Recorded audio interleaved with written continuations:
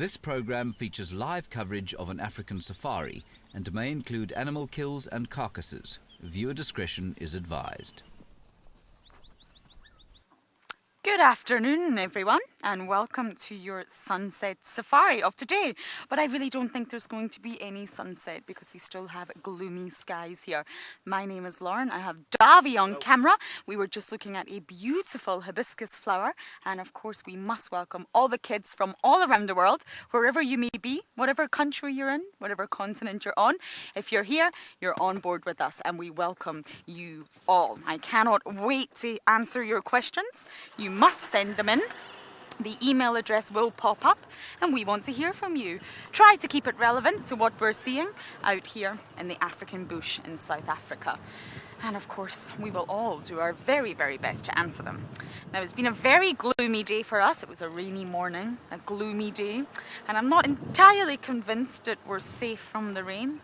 I think maybe there's more to come, but let's hope for now it stays away. I don't like being wet or cold. Yes, I like sunshine always. I think it's 22 degrees Celsius and 72 degrees Fahrenheit today, so yes, it's chilly. I've got my scarf and I've got 2 jackets, just in case. And I think as we progress throughout our live safari, you will see that I put more and more layers on. So everything is going to happen as you see it, and my plan is just to bumble. And I'm sure many of you know by now, bumbling is the word we use when we just drive here in the bush. No plan, just bumble. Go where the wind takes you. Sometimes that's the best thing to do. So wish us luck for today. We hope you all enjoy your safari, but for now, we're going to send you across to Nikki, who's at andBeyond in Ngala. He has some elephants for you.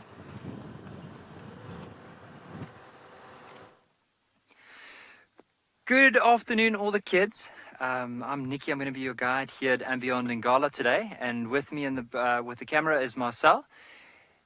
As we drove up here, just out of the river, we found a herd of elephants. I just want you to quickly have a look. Look at the little baby that's moving behind the mum at the moment. Just see the one that just flapped the ears off to the right, and you can see her tail is wagging. It means she's pretty relaxed. Now the baby might just edge a little bit closer, and we don't know, he is eating quite a bit of grass, but sometimes when they move close to the mum like that, you might find that they will start suckling, and so that's just drinking mum's milk. Let's look at the baby if he turns around.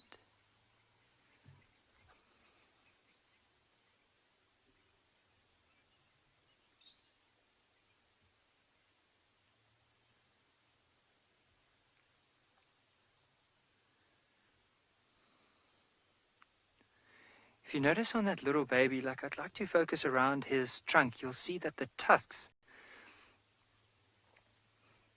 are pretty small. So I think this baby is just over a year old, maybe like a year and 5 or 6 months old.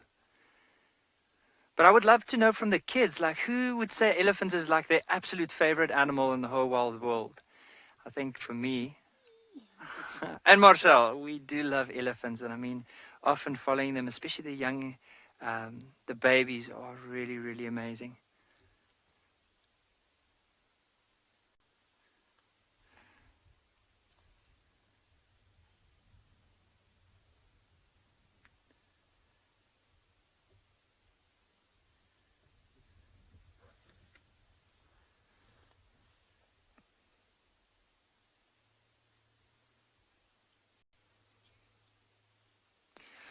So we're going to have a look at these elephants for another little while. Let's head across to James. I heard he found some monkeys.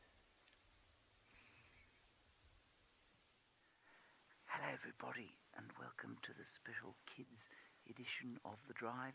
45 minutes dedicated entirely to you guys between the ages of 1 and 18, I believe. Oh, in fact, even 0 and 18. My name is James, and on camera is Owen. And you can ask us any questions you like using the email kidsquestions@wildearth.tv. kidsquestions@wildearth.tv. Let's see if we can find these naughty monkeys again. They are very funny creatures, these things.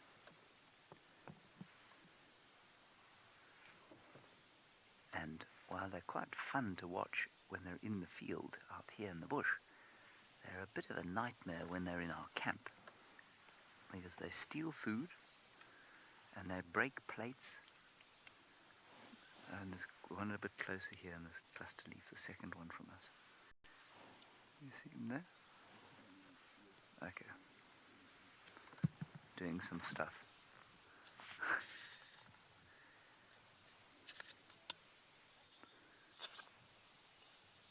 And if you want to know a little bit more about monkey behavior, well, they're very like humans, you know. They behave very much like humans. The little ones are naughty and they like to play. Adults don't like to play quite so much. You got the one there.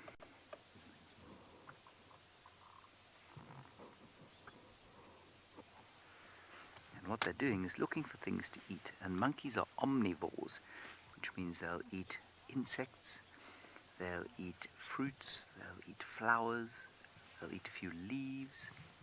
Kyle, you wonder what a monkey weighs. You know what, my very small brain has forgotten, so I'm going to say to you, a big male monkey probably weighs in the region of 10 kilograms, but I'm going to check it up for you because I'd hate to tell you a foul and contemptible untruth. Give me 1 second and I'll let you know immediately.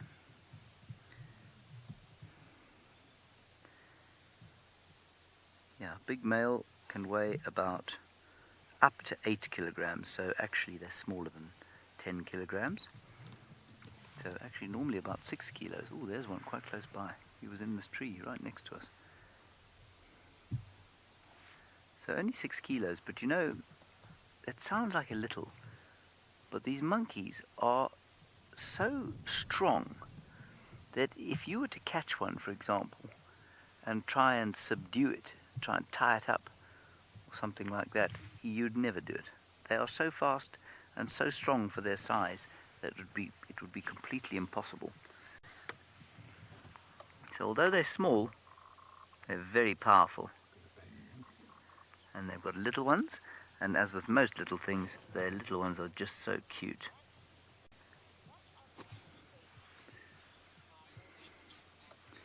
Martha, George and Nancy, the monkeys' favourite foods are probably fruits, nice sweet fruits, but there are not a lot of nice sweet fruits out here, so mostly they have to make do with insects and flowers and nutritious leaves from time to time. But they also like to come into camp, and basically anything that's sweet they'll eat.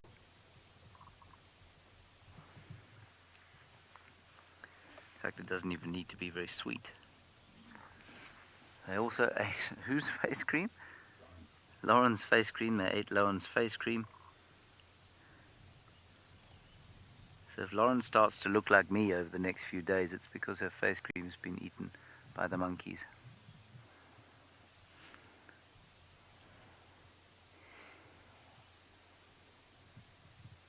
They're all over the place, and some of them being really quiet. I'm going to sit with these chaps for a little bit longer and wait and see what they're doing, and then we'll move on. In the meantime, we're going to go back to Nicky and his elephants.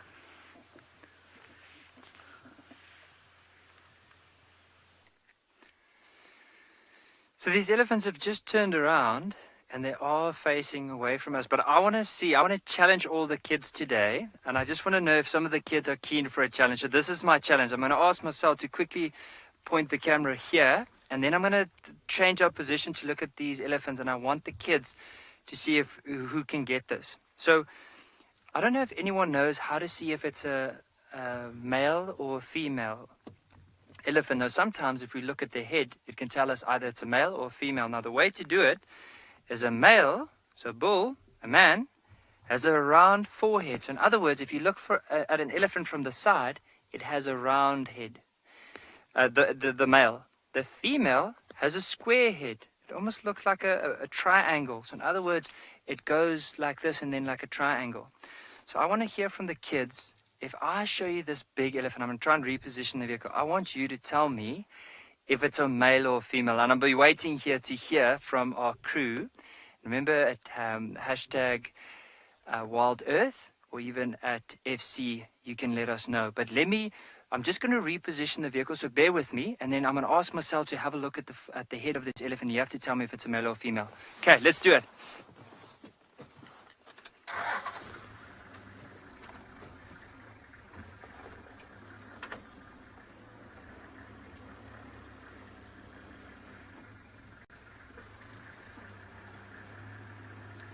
Isla and Erin, you were asking, do both the males and the females, the mother and the fathers, have tusks? Yes. Only in Indian elephants would you have the males only are the ones that have tusks and the females don't. But sometimes here we even get where females might be born without tusks. I have seen one or two before, but it's not normal.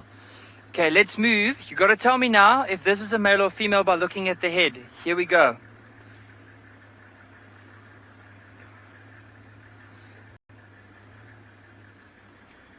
So I'm going to stop like this. So see the one where the baby is against? So if you look at that one and you look at the side, you see it almost looks like a triangular head. What would everyone say is that? And also look at the one behind the baby. See, also looks like a triangular head.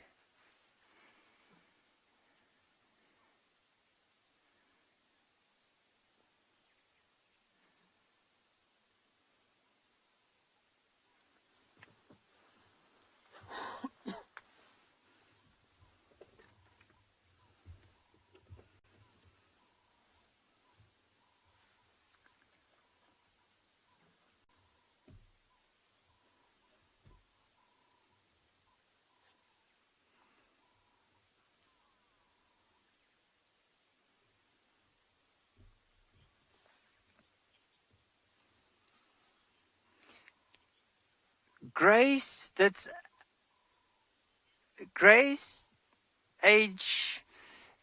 and Callum, you both are right. They are females. Well done. That is really good. For a minute I had to look at that one front, but both of those are females. I can't see what the baby might be because he's still very young, or she's still very young, so we can't see that. But well done on that. Really, really good job. I think you two can become rangers.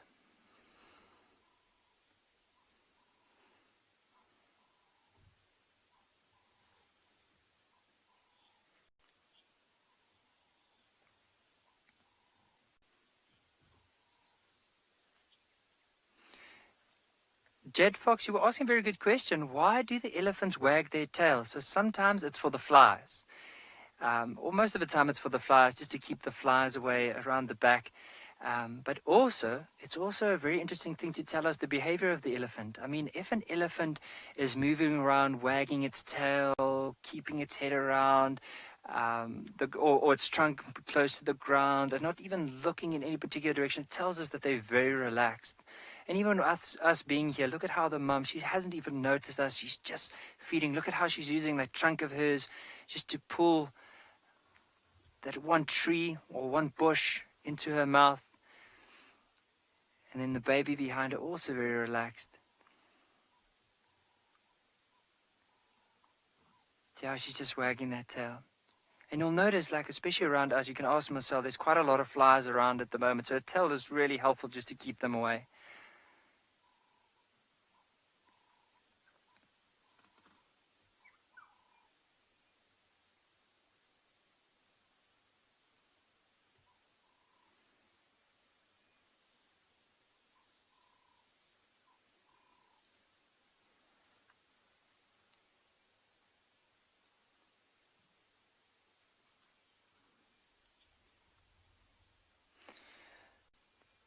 So she is still going to be feeding in this area, and maybe later on she might take the little baby and they might start moving down towards the river. For now, let's go see what James has to say about those monkeys. I'm just loving watching these monkeys because they are so naughty and they love playing. They're just like watching happy children. They seem to get such joy from life. Life's not all fun for them though. You know, they do have fights in their families, just like human families do. But when they're playing and they're feeding and looking for nice things to eat and looking for each other. It's just great fun to watch them because they're never doing nothing. They only sleep at night, and during the day they move around a lot. The other fun thing to watch is baboons, but we don't see that many of them here.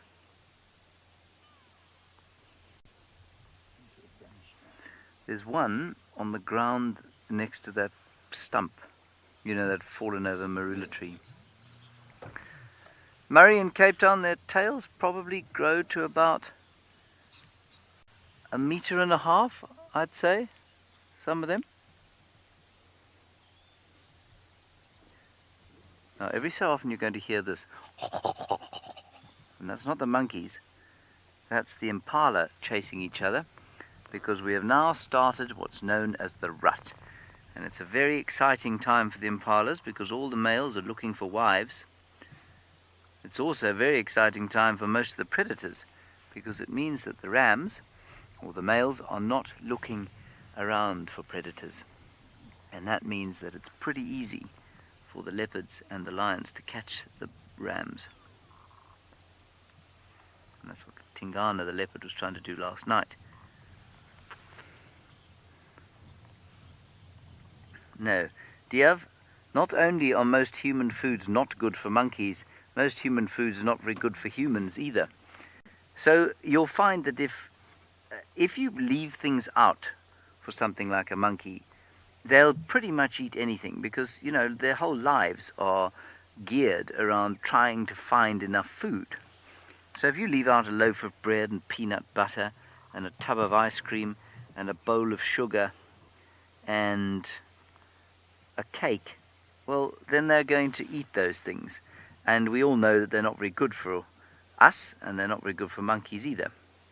And the other thing they do is that because things that are sweet out here are so hard to find, so there are not a lot of sweet fruits, there are sometimes opportunities for them to get honey from bees, but that's not often at all.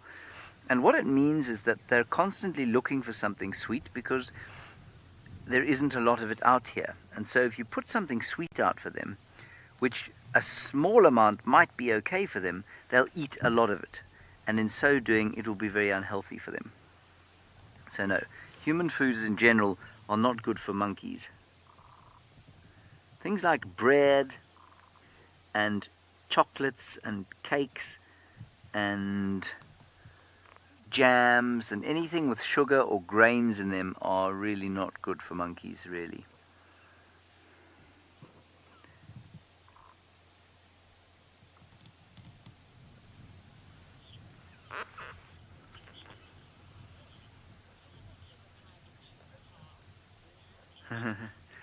No, Ruhan, in Bahrain, you're wondering about whether monkeys have climbed into my car. No, thankfully they haven't done that. But I've had monkeys in my room. I've had baboons in my room. I'll tell you a funny story. Monkeys, I remember I said they were only weighed about 8 kilograms. The big ones, the really big ones. Well, a big monkey once jumped onto the table where a friend of mine was entertaining a guest for breakfast. And this friend of mine is a big guy, you know, he's about 6'2", and he's got big muscles. And the monkey grabbed his croissant off his plate, and this guy was afraid, so he lashed out and he hit the monkey in the face, like a boxer would hit somebody in the face. The monkey didn't even react. It shook its head once, grabbed his croissant and his guest's croissant, and then ran away and sat and ate them in the tree just above. So they're really tough, really naughty, and they are not afraid to do things like jump onto tables and come into rooms. But I've never had one on my car. They're not so bad here, and they won't jump on your car because they don't associate your car with food. If people started feeding them out of their cars, then it would be a different matter.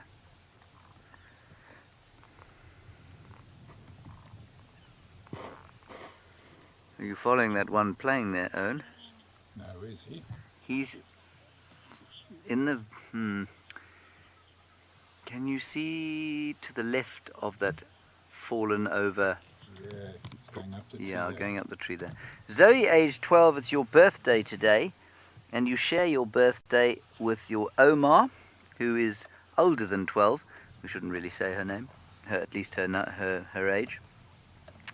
Omar, for those of you who don't speak Afrikaans, is grandmother. So happy birthday to both of you. And you want to know if I know the specific birthday of some animals. My brain is very small, so I don't remember them very often, but I know that one of my very favorite leopards out here, whose name is Hosanna, and his birthday was on the 2nd of February. And then another leopard here called Tlalamba. I think her birthday is on the 13th of November, if I'm not mistaken. And we know the birthdays of a few of the other leopards, but my small brain just can't remember them.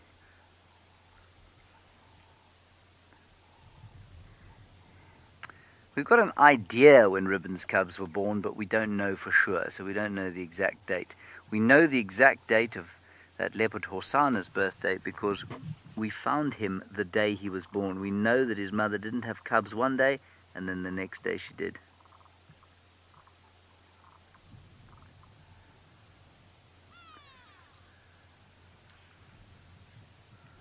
So we can guess, to within a couple of weeks for many of the animals, but a lot of them we don't know the exact date that they were born.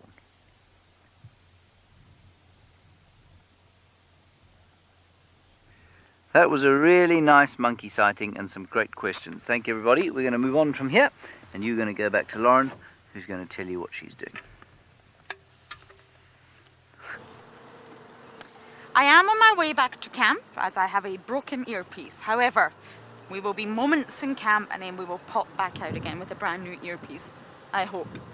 So we are going to drive around quarantine anyway, which is a perfect place to look to see if anything's going on. The skies look very heavy over there.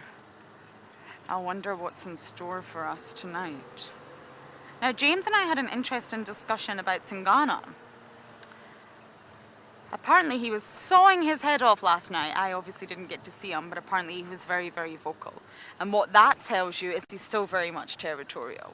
There was a bit of a conversation about the potential of Tingana going slightly nomadic. So once a male leopard gets older, you tend to find that they're a little bit more nomadic in their behavior. They become less territorial. They know that they've got sort of competitors, and they don't call, don't scent mark, they change. And they sort of live their life as a bit of a weaker male and won't take on any challenges. They'll avoid challenges, they'll avoid other dominant males. So therefore, it was thought that Tingana might be doing that because it was very bizarre to see him spend so much time in Arathusa, which is very much in the west, and it's very much Hukamuri's area. However, him sawing the way he did definitely means that he's still territorial, and therefore I wonder why he's spending so much time in the west. Is he trying to push in? He's strong enough, he's dominant enough. There's a high chance that he could think, oh, Hukamuri's busy down south. Ah, warty huggies. Hello, guys.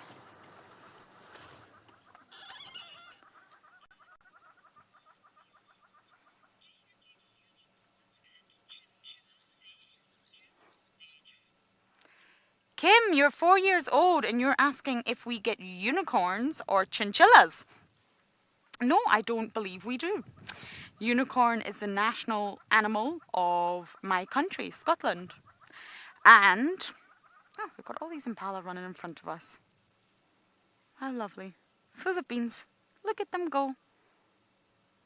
Chinchillas, I think you can only buy them potentially in the pet shop. We don't actually have chinchillas out here. We do have rhino, and rhinos are said to be the unicorns of the bush. So does that answer your question, Kim? We have rhino, and they are pretend unicorns. Look at all these Impala. They're here for safety. Quarantine's an open clearing. It's very safe because they can see. They can see if anything is coming. They can hear, they can smell. So we've got the warthogs here and Impala.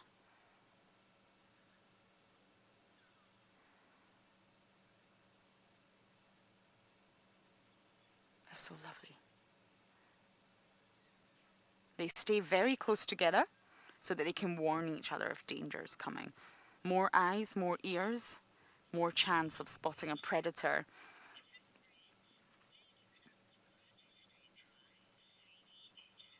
Sadie, you are 6 years old and you're asking, if it rains, where do the animals go to stay dry?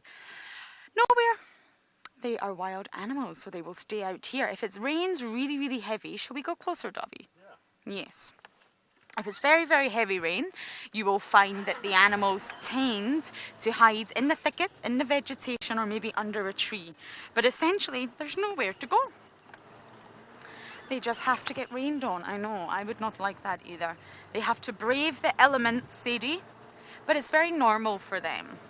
Animals have experienced different weather for, well, since they were born. They're used to it. Hail, rain or shine, the animals. Look at this big boy. Look at his horns. You can see that he's a boy straight away from those horns.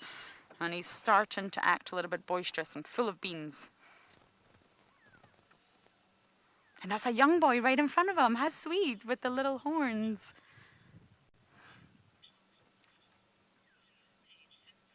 Liam, you're 6 and you are asking, do warthogs something? I'm not entirely sure. Louise will repeat that for me. Battle. Most animals will fight if they have to. And warthogs have tusks. I can't see them anymore. I'm trying to think if we can see them. We can give you one more view of them. But they're a little bit skittish today. And they have tusks. So they will charge at any potential threat. And that includes humans. Oh, he's doing some head rubbing. The Impala's head rubbing.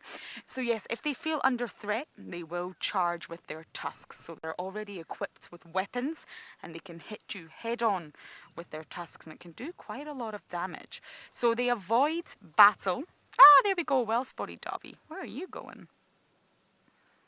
To the other side, I believe.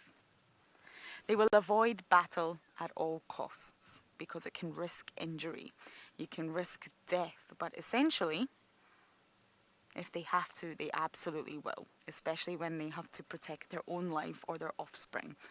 So they will run at full speed, and the tusks that you can see on the adult at the front there are actually not the most dangerous one. I'm going to bring up a photo for you, and you will get to see what a warthog skull looks like. There's actually another set of tusks that are more dangerous. Okay, here we go, Davy, I've got it. So this is a warthog skull, and these are the tusks that you can see. They're the ones that are visible on that sort of top set of jaw. But these tusks down here are actually the dangerous ones. They're the ones that you can't see, and they're the ones that can do a lot of damage if a warthog was to charge at you. So they're actually the dangerous ones. So they're equipped with their own weapons and they can battle. Yes. So we are going to continue to bumble because I do need to get a new earpiece, but do not worry. Once I get that, everything will be right as rain. And why? Oh, excuse me, Impala, coming through. While I make my way through this sea of Impala. The next time you see me, I will have a new earpiece, and of course, you guys for now are going to go back across to Nicky to see what he's up to. So we decided we want to go and look for some hyenas this afternoon. Now on my way this morning when we were looking for those lions, I spotted quite a few vultures in the distance, and often when there's a few vultures, you know, they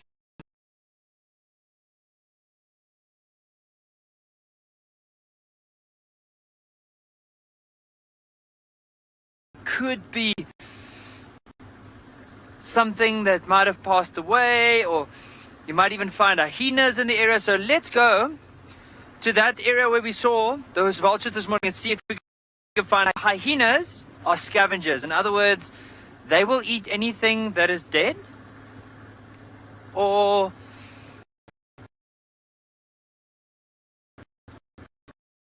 go and pick that up. But sorry about that. Couple of signal difficulties there with Ngala. We've got a beautiful francolin here. Beautiful, beautiful francolin. And in fact, I'm just checking. Yeah, Have you got the youngster? So you've got the baby there. This is the Coqui Franklin. I don't know where the baby is. Have you got anything? Oh, they've all gone behind the bush. Okay, so that's a Franklin called the Coqui Franklin, and it's one of 5 of these kinds of birds that we get here. They all used to be called Franklins. Now 2 of them are called spur fowls. And this one looks very similar. The female of the Coqui looks very similar to a Shelley's Franklin, which is quite rare. But I saw the male. Can you see them there? You got them? No, I don't have them. Let's show a picture. Let's do the picture thing. Here we go. It's a pity we didn't see them, I must say. They are gorgeous. They've got lovely golden head. We had it for a moment. And what you had was the female there. And I'll just flick through them. There's the male. And that's the female that you saw. I'll just see if there's a baby, because there was a tiny little baby there, the eggies. The baby was really about third the size of the adults. All right. So that is the Coqui Franklin. We get 4 other species here. One is the Shelley's, which is very rare. It looks almost identical to the female of the Coqui Franklin, but it's quite big. And then there's the Swainson spurfowl and the Natal spurfowl and the crested Franklin and the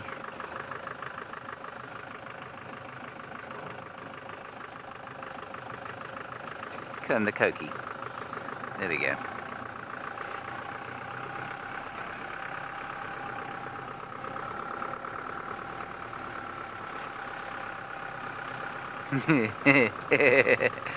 Andrew, I wish I knew where all the zebras lived.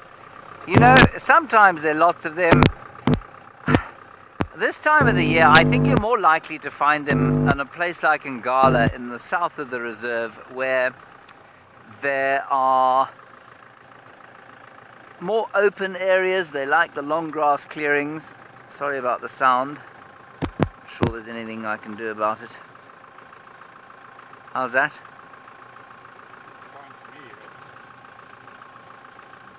Okay, well, let's just carry on.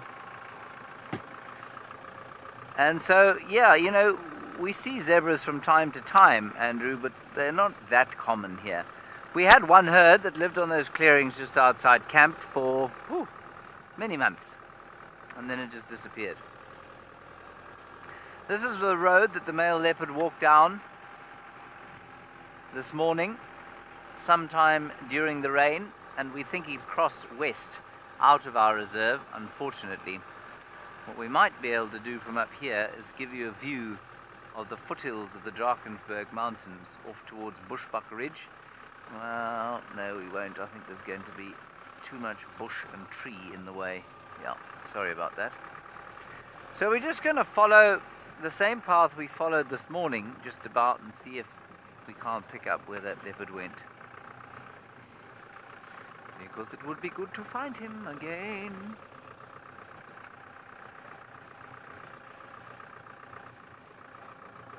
Abigail and Ruth in New York. My favorite bird is the Cape Robin chat. The Cape Robin chat. And a lot of you will be very bored of me telling the story, but I'm going to tell it again anyway, for the benefit of those who haven't heard it. The reason I like the Cape Robin chat is that much of my life has been spent in cities. And I really struggle in the city, and the one thing that I always remember connecting me back with the wilderness was the Cape Robin chat. And it lives in the gardens around the cities of South Africa and in the wild. And I remember in winter when I used to live in Johannesburg, it used to sit on the garden tap outside my window, and it would sing. And it made me feel, the wilderness is never that far away. So that's why the Cape Robin chat is my favorite bird. Out here, There's a similar bird called the white-browed scrub robin, and I really like him too. And he sounds like this. He goes...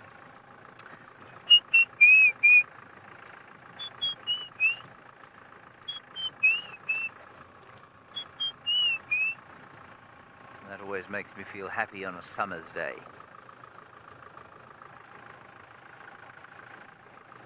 This is where I last had the tracks of the male leopard.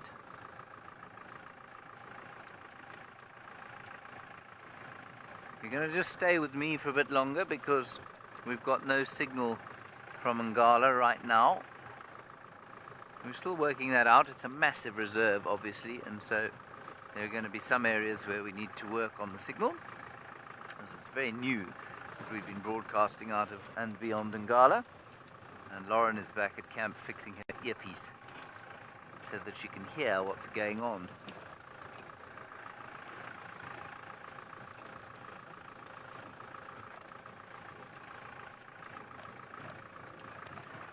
Mila, you're 7 years old and wondering very validly what the difference is between a spurfowl and a francolin. Well, I can show you superficially. That means I can show you on their body. Now, I'm sorry about these power lines, but that's just what happens out here. We have to get power into the reserve. I will show you. There's the francolin, right? And just look at the bottom of the foot there. You can see that. It's got a little bit of a spur. Now, the spurfowl are bigger than the francolins, and they've got a bigger spur. Now, let me just see if I can find one for you. Yes, Shelleys, etc., etc., etc. That's interesting. The heartlaub spurfowl has no spur.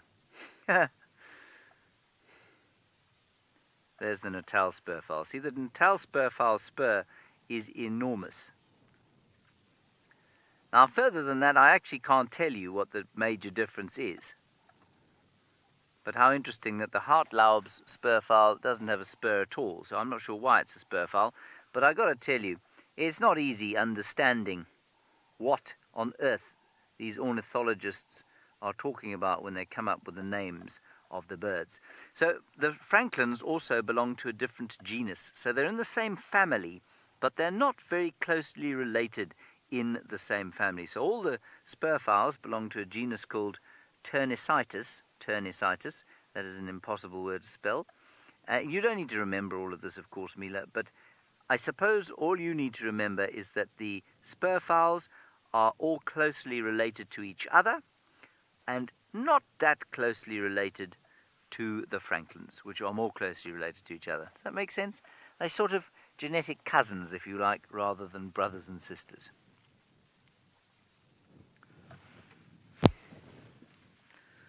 I'm glad you asked that question. I didn't know that all the spurfowl were in the same genus. I also think calling an animal that has no spur a spurfowl is ridiculous.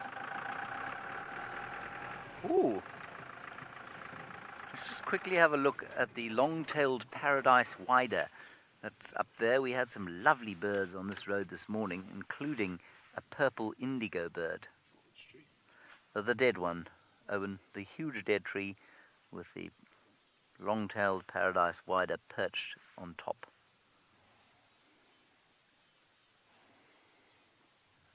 And I'm pretty sure that's the same bird we saw here earlier this morning.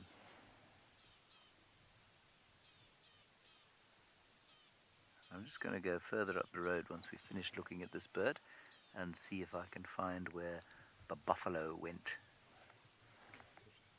There were lots of buffalo around. What's that, Owen? No, that's not it calling. That's a rattling testicular that's calling. And they do make a racket. Now that's supposed to be an alarm call, so it's seen something that it doesn't like. But I don't know what that could be. Might be a leopard, but it's highly unlikely in that thick grass.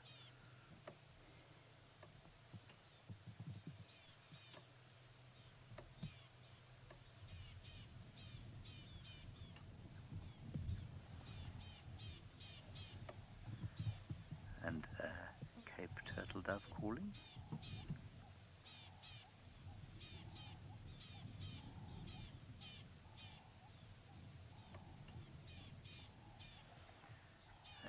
gentle breeze blowing out of the southeast, thankfully without any rain. Okay, we're going to hand you now back over to Lauren, who's out and about, and she's sitting at the Waterhole near our camp.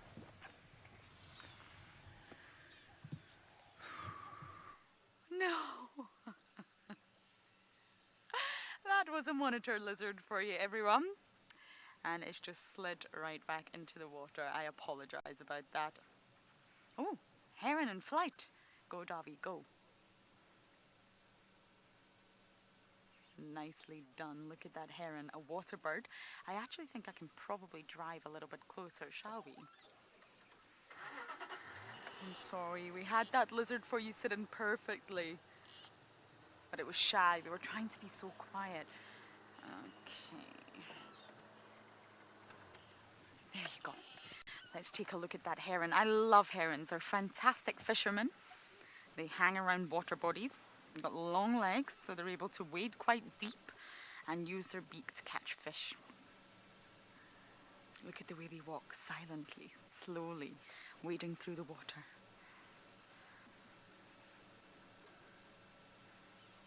And sometimes they'll stand still for a very, very long time, and it won't be until they see something that they'll then dive in with their head and catch it. Look at the way it's moving so slowly. I wonder if it's spotted something.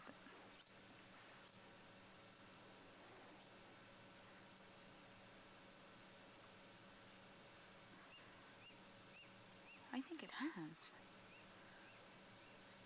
A predator in its own right.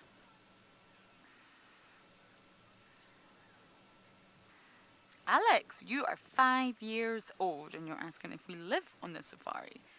We do live here. We live in a very, very small camp, and yes, we live here in the wilderness.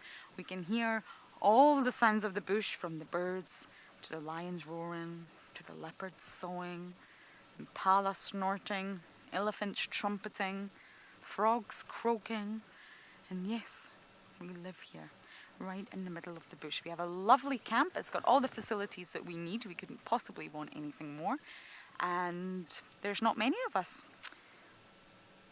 So we all live like a little family. And at the moment, we're all cooking meals for one another.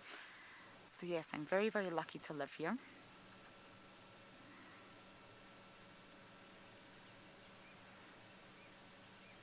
This heron's gone perfectly still like a statue. I think it's getting ready to fish for its dinner. It's almost dinner time. They stand still for a long time because what happens is the fish in the water actually forget they're there. They will notice them when they're first wading through the water, but then they forget they're there. So they'll just keep swimming about as normal, and that's when the herons make their move. So I think this individual's just gone very still. Look at him watching, having a look what's going on in the water.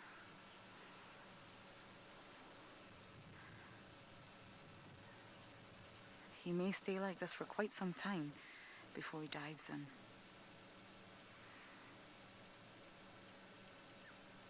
Just a gorgeous bird. One of my favourite birds to watch hunting. They're so skilled at it.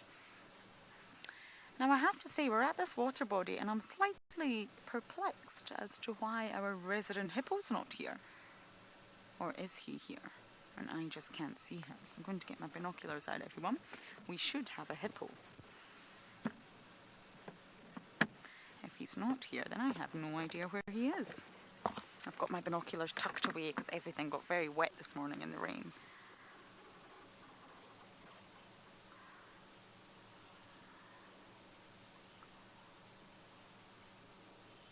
Pia, you're 8 years old. And we do sometimes have crocodiles in the dams here. Maybe not this one at the moment. We did have not so long ago, but I think the crocodile got a little bit fed up and decided to go to another dam. But we do have lots of crocodiles here. And of course, they're reptiles. So when it's hot and sunny, they'll lie on the side of the water body, warming up, powering up the muscles, And then, of course, when they need to cool down, they can just go in the water. So yes, we do, but in this water body that we're at right now, I don't think there's any crocodiles. I love crocodiles. I think they're incredible animals. I just love how slowly this heron is moving. Davi, are you able to get the grebe's nest on from this angle, or should I reposition? Okay, we're just going to give you one last little look at this. This is a grebe, everyone, one of the best birds at diving under the water, and this is their nest that they have actually built themselves. Isn't that incredible? So, so sweet. I just wanted to give you a little view of that, sitting here in the water body, very camouflage. So everyone, that is our 45 minutes up already. Can you believe it? So please, kids, don't go anywhere. You are welcome to stay with us and join the rest of safari. It's not going to stop, but now we will open up the safari to answer questions from everyone. But kids, still keep sending in your questions. We'll take some from kids and adults and everyone in between. But thank you for all the comments and questions so far. It was a pleasure having you all on board, and we hope you don't go anywhere.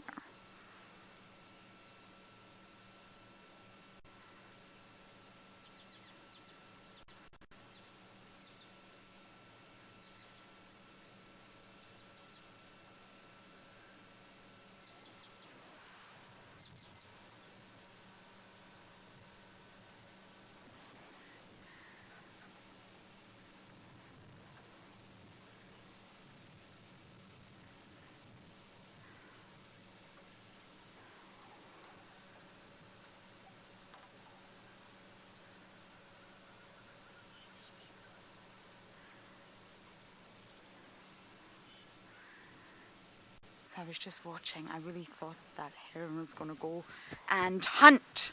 Macius? Macius. You are asking how many different types of herons do we get here. Was that correct, Louise?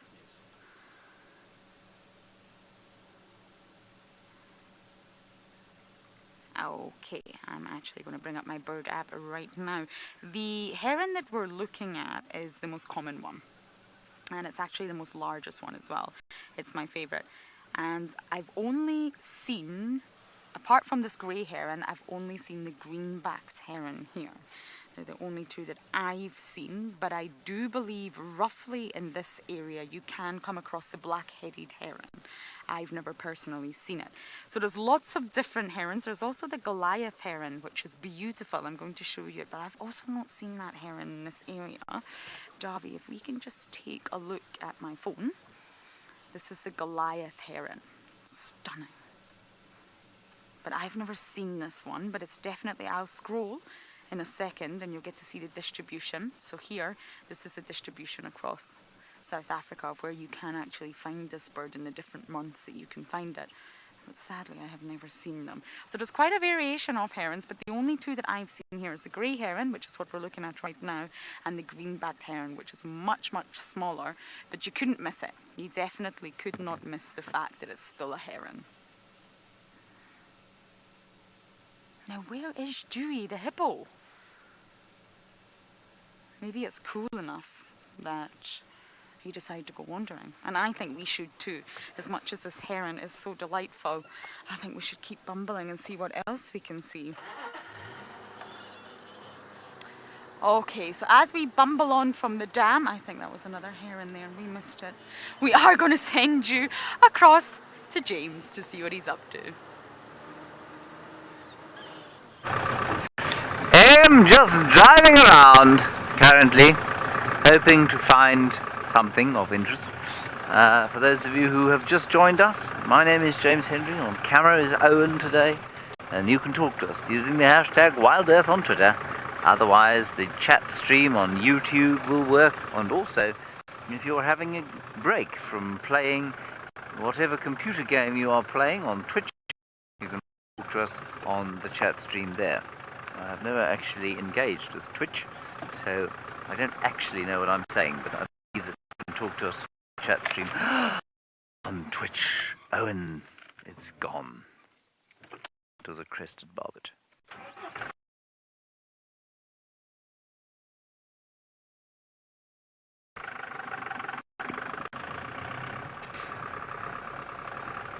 Oh, sorry, we've got some signal here. Let's go to Ngala where Nikki has signal and some Impalas.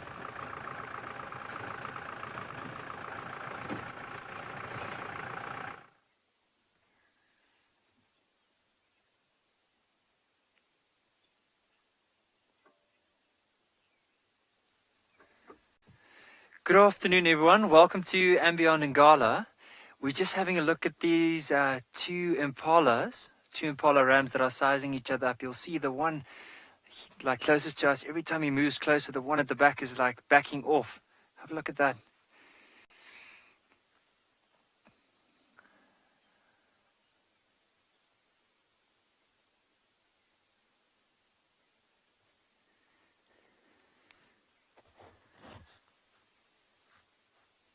So what they're doing at the moment is they're just sizing each other up. This is the time of the year often referred to as the rutting season. So that's when the males really starts challenging each other for dominance, for mating rights, to see who will be able to mate with any of the females in the herd.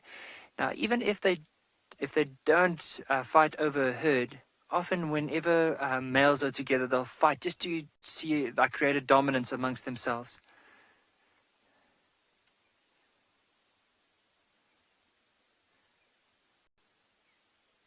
Oh.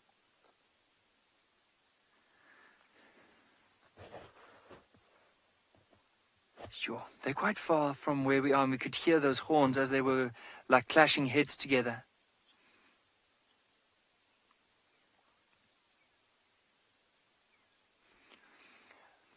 Brooklyn, 3 years old. You were asking if Impala are related to deer. They aren't related to deer because deer have antlers. So every year the antlers would fall off and then the next year they would grow back. But with Impala, they have true horns. In other words, if the horns break off, they don't grow back. And they don't shed their horns like deers. So let's try and we're just going to slowly ease forward because these two are sizing up each other. And it'll be interesting to see what's going to happen if they are going to really go on in a full-on fight, or is the one going to give up and then run away? Normally that's what happens because they try and avoid injury. As soon as the one feels that he's going to lose, he'll just run off. We'll stop right over here to have a look.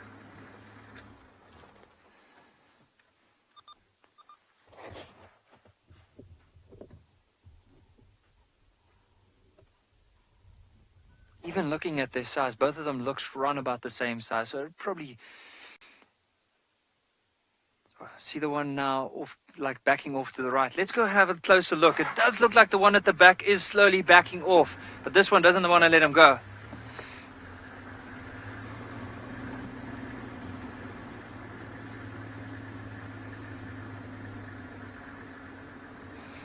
Just remember seeing them somewhere here, going in on this side. Here we go.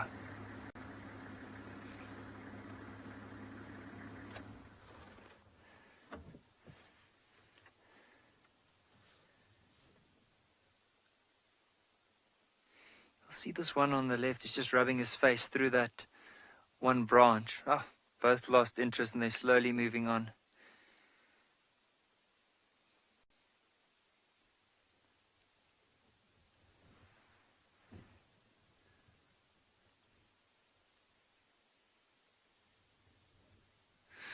So they've just moved off. Let's go back to Lauren and hear if she has any updates for us.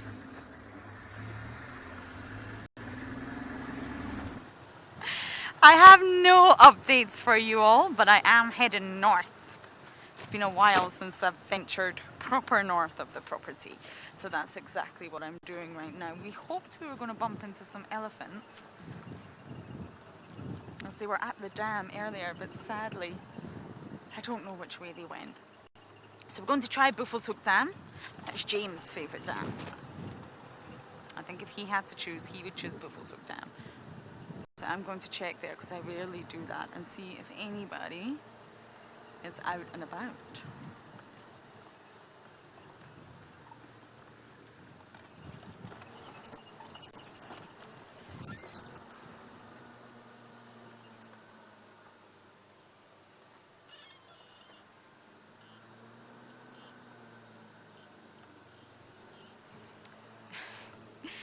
Jesse, age 11, and Eric, age 8, from Howick.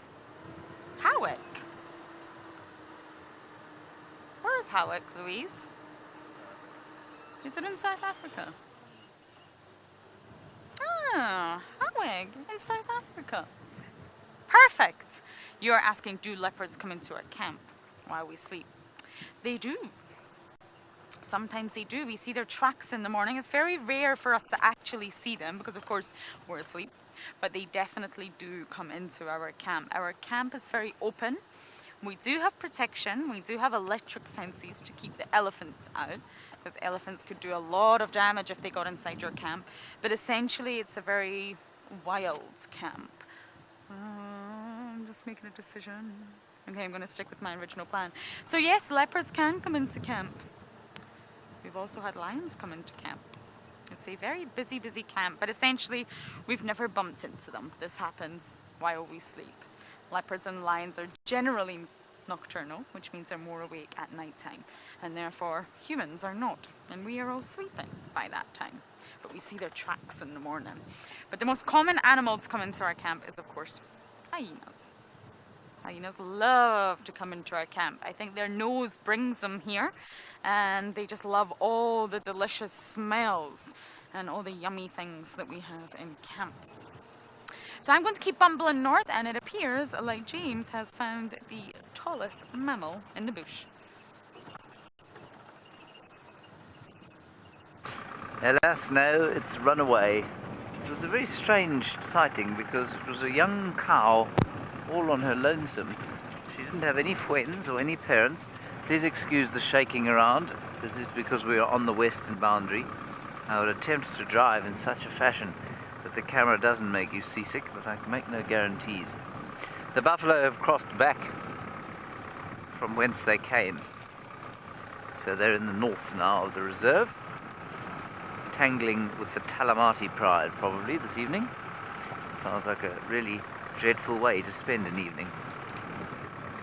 So we're going to go all the... Oh no, hang on a second. There's one. Some of them have crossed back onto Djuma. That's good news. We go speeding down here. 100 miles an hour. Well, certainly 20 anyway. One of them has just run back onto Djuma.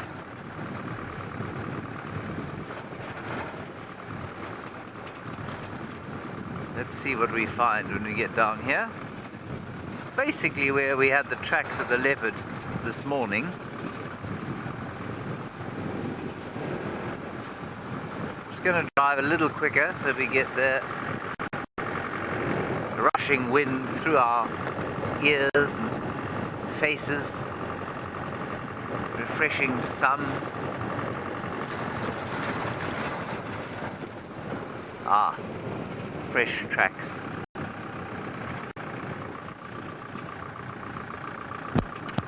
Yes, Kali, we can get out of the car, but we have to be careful. You don't ever want to get out of a car and not pay attention. Oh, these buffalo are having a fight. There are a whole lot of them, but there are some in front there that are having a proper fight. They're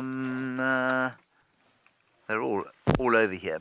So Kali, oh, that's not a fight at all, really.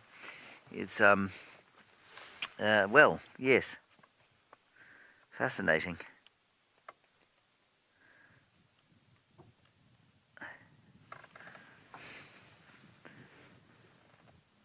Just keep watching this because I tell you, it's really interesting from a number of perspectives.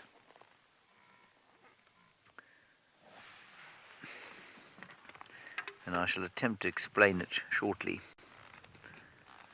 So Khalid, just to answer your question, you can get out of the car, but you have to be very careful because you need to check around the area before you get out and make sure that there's nothing that could get a fright. Because when things get a fright out here, they become dangerous.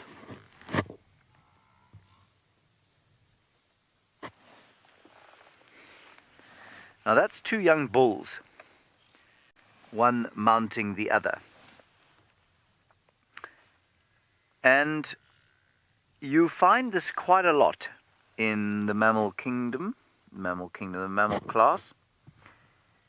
And because we as human beings have got our own perspectives and prejudices regarding things like homosexuality, I think for a very long time we have attempted to interpret behavior like that in ways that exclude homosexuality.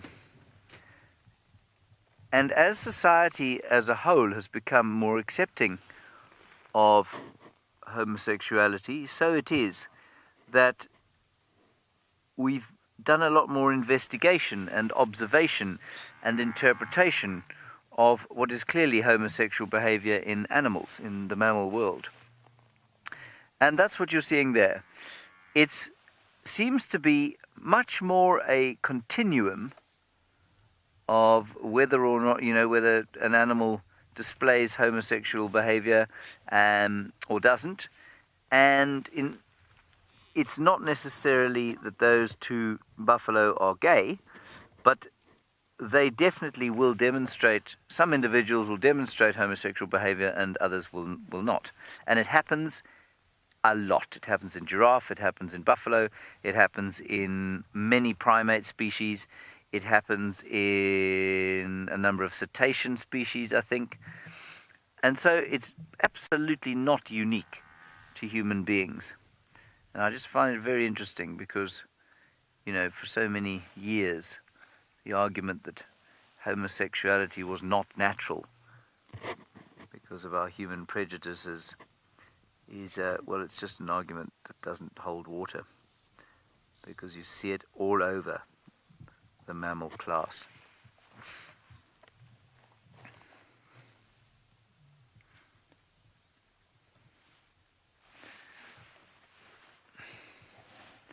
So I think we'll probably move a little bit forward and see if we can't see some more beefaloes. I thought that crossed back onto Djuma. Oh dear, I thought that might stir something up, a bit of a heated debate coming up in the chat.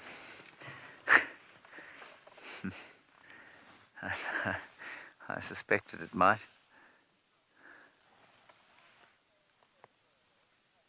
And we're going to apparently steer clear of this discussion and go with Connor's question, are buffaloes territorial? Which is not controversial in the slightest. Connor, buffaloes are not territorial. They are pretty aterritorial. They've got home ranges which are relatively defined. But the difference between a home range and a territory is that one will be actively defended, like that of a leopard, and another will be, and the home range is not actively defended. So although they probably move in a defined area, they don't actively defend the territory, which means that, say, in a drought, you'll have a huge number of different buffalo coming down to the same waterhole, and the herds get bigger, and then they split depending on resource availability. So no, in a long-winded way, they are not territorial. Now, in a lot of bush right now, so let's carry on going.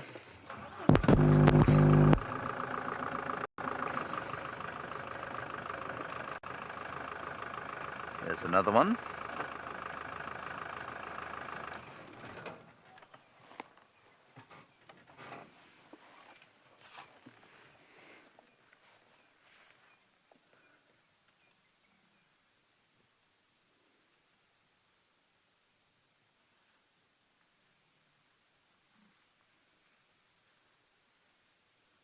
Love hearing them belching and burping and walking and scuffling. I don't know, I especially love the sound that their horns make when they're locked together. They go cluck, cluck, cluck. Such a distinctive sound when you're walking and you're tracking a herd of buffalo. Normally you'll hear bleh first, and then you'll hear cluck, cluck. One or two bulls perhaps having a head bash.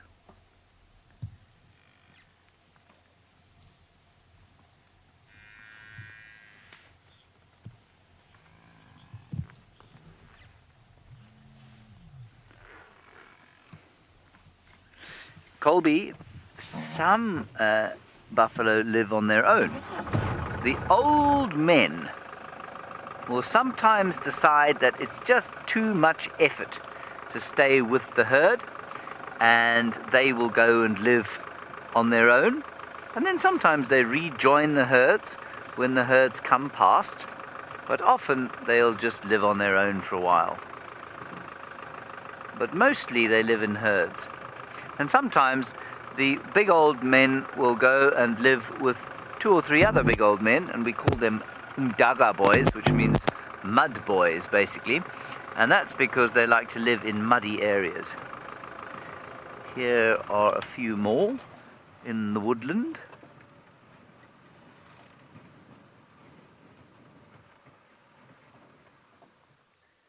It's probably quite a nice shot there, is it, Owen?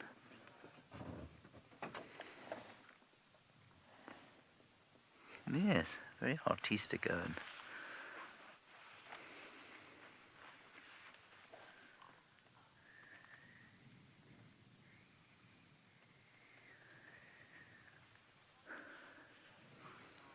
Yes, Louise just saying that she enjoys how they let grass dangle out of their mouths. I find it quite amusing too. For those of you wondering about domesticating buffalo and how tame they get and that sort of thing, it is quite interesting to note that these buffalo have seen probably hundreds of vehicles, but they're still nervous of us. Now this means that the buffalo really does not lend itself to being domesticated. It does not habituate easily. It does not tame easily or at all. And it means that they are pretty much undomesticatable. We'll continue trying to get a nice view of these beefies while you go up to Beef Dam with Lauren. And we have a baby hippo somewhere. He keeps popping his head up and then going back under again, but I promise you, it's there. How sweet. I think he's playing with Mom.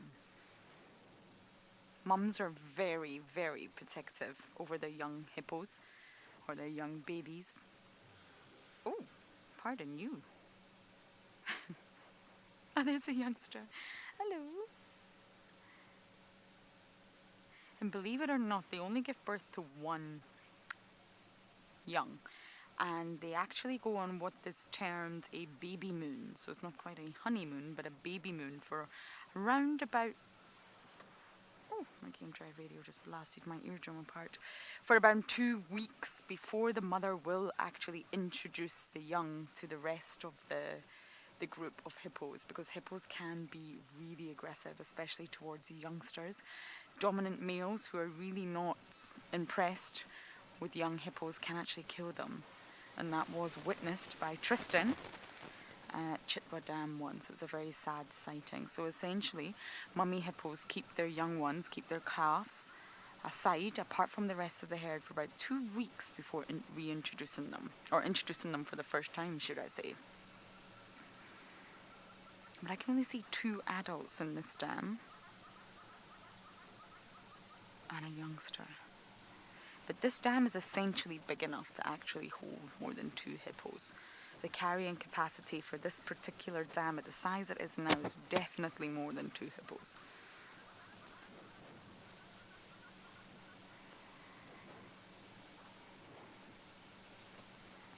Yes, I can only see 2. Chitwa Dam, where we're not able to go right now, actually has a lot more hippos. For some reason, they all love it down that area. And it's essentially not much bigger than this dam. What would you say, Davy? Different shape. A little bit bigger. But it definitely has a lot more hippos.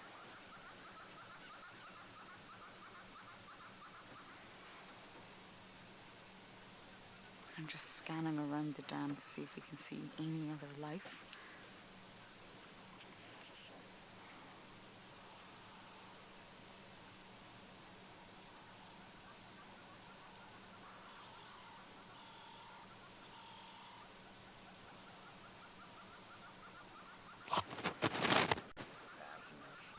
Warner.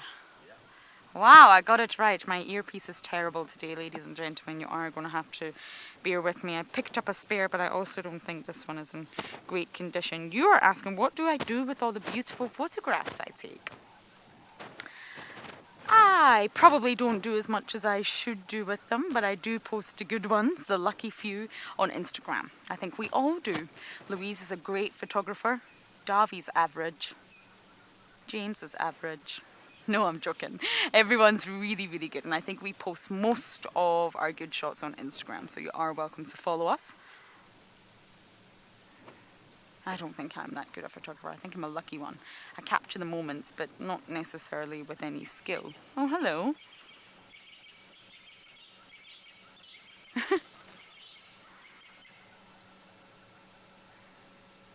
And that is a big bottom.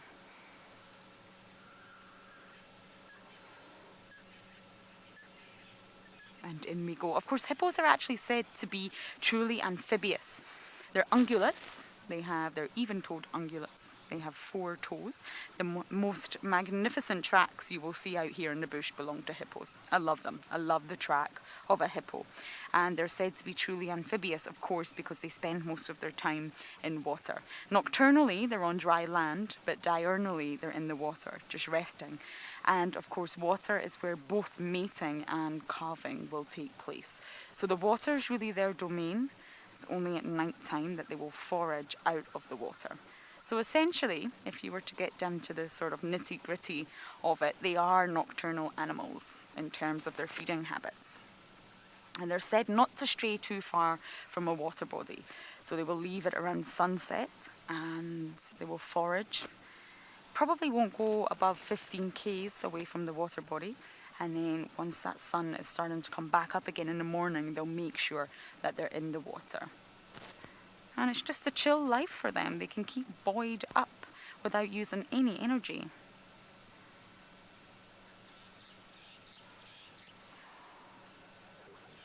Courtney. Davi's going to have to translate a lot for me.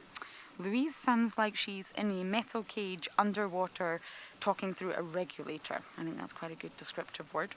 Courtney, you're asking what... Is that where you are, Louise? You're asking what would hippos do if there's a drought. Essentially, that happens in winter. We lose a lot of water here, and this body, this is Buffelshoek Dam, will actually completely disappear in winter, or it normally does. In saying that, I do wonder what will happen this winter, because the dam is abnormally full. We got so much rain this year.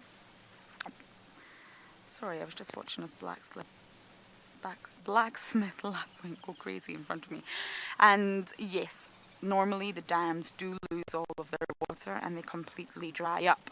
So then what happens is the hippos must leave that dam and find somewhere else. And we did have a few residents in the dam cam pan. Yes, can you believe it? That tiny little pan managed to fit one ginormous hippo. And the rest of the hippos, I believe, went to Chitwa. And although we can't go there right now, it's a dam that's normally always got water all year round. And what happens is the hippos start to all crowd the dam, and it exceeds its carrying capacity, and it causes a lot of problems. For the hippos, there's a lot of aggression, especially between males. Calves get killed. It's not an easy time. You will see a lot of injured hippos during winter.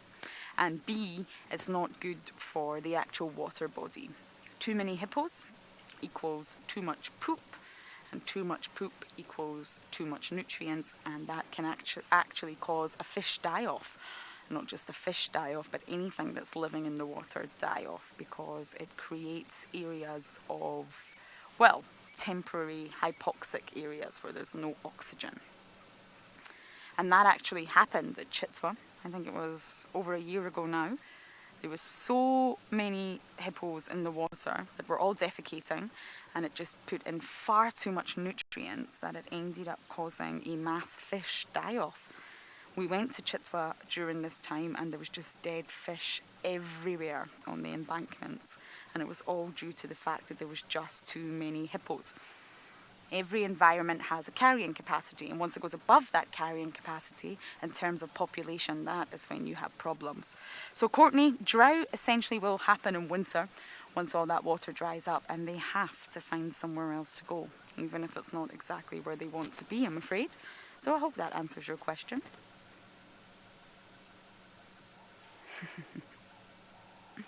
There's something quite relaxing about watching hippos.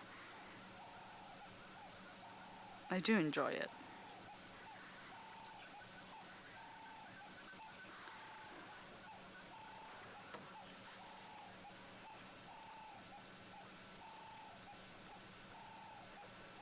Connor, age 15, you are asking, quite a complicated question I think, is there some sort of hierarchy that exists between all the animals in a dam?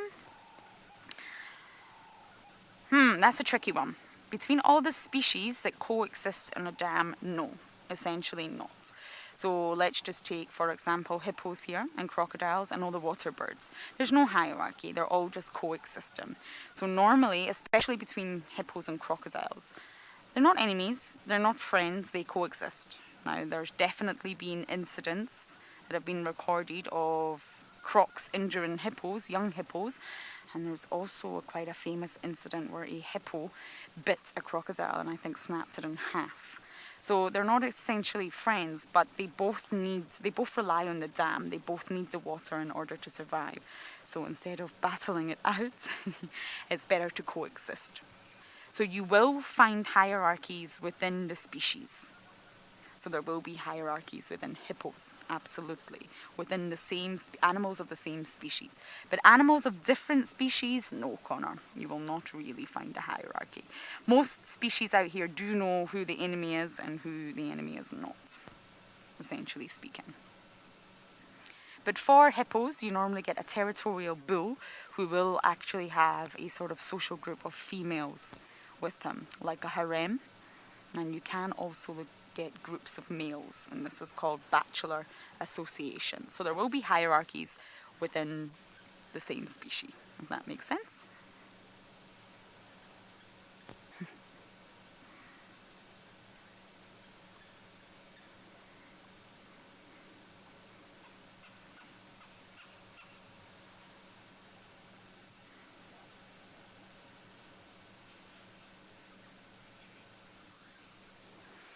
Okay, as much as I am enjoying my hippos, I think we will bumble along the eastern side to see if we can find anything. And as we do that, it seems like James is still with his beefaloes. I am still with my beefies. Now, I know we can't see a lot of beefies right now, but we've parked at a position that I think they're all going to cross the road. One has crossed, others are coming towards us. They're walking in a sort of narrow column through the thickest parts of the bush, and what I think they're going for is some of the grasses that grow under the shade. You can't grow under shade, that grow in the shade. Grasses such as guinea grass, whose name has changed, so I can't remember what the Latin name is now. So that's interesting. Now while we wait for them to come out, if you are interested in what goes on in these live safaris, please do feel free to follow WildEarth on Instagram. The name will come up now on the screen, and you'll get the highlights from the drives and that sort of stuff.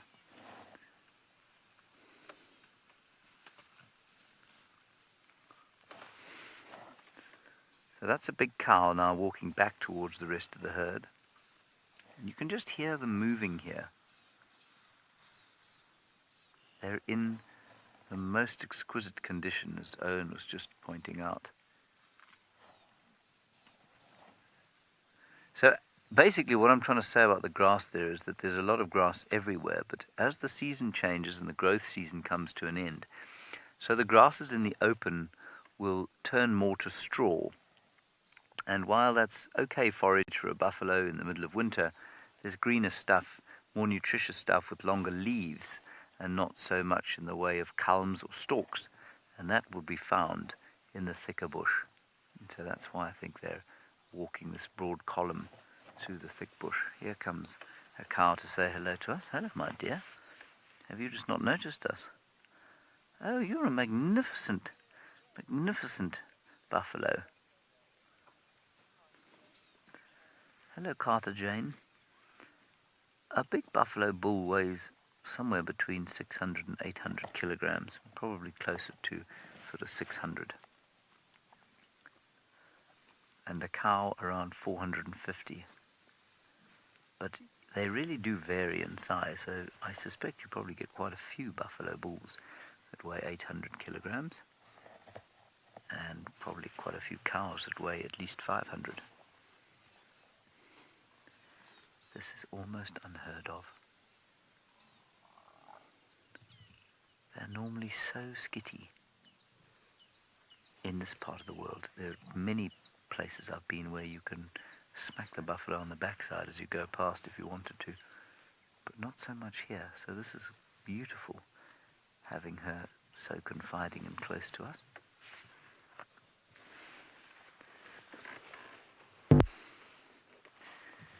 And what you should watch out for is that what she's doing is she's looking for the leaves of the grass.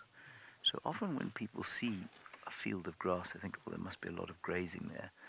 But once grass goes to seed and it starts to produce culms on which the seed sits, it tends to turn much more strawy and less nutritious. And so what you can see her doing here is putting her nose to the ground and pulling the leaves off the bottom of the plant, and that's where the nutrition in grass is found. Anushka, it's not only buffalo that regurgitate like cattle and chew the cud. See the thick green stuff she got from under the tree there? Anushka, it's every antelope out here. So the wildebeest and Impala and steenbok and duiker and kudu and Ngala and bushbuck, they all regurgitate, as do giraffe. So they all chew the cud.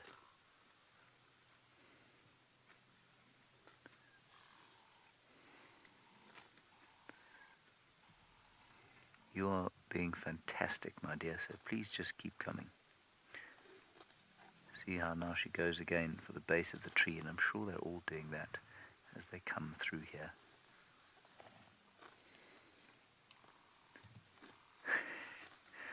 This is just magic.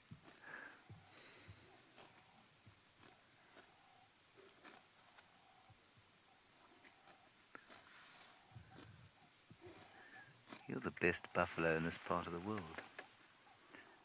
She's now just smelling to see if she can get a scent of us. Get my head out of the way.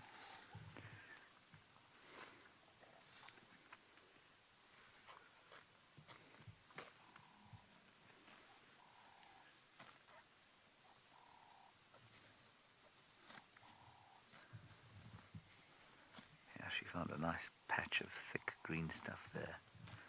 And it's in the leaves that the buffalo will find the most protein.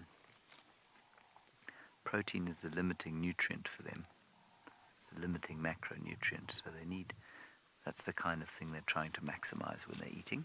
It's the same for any grazer or herbivore.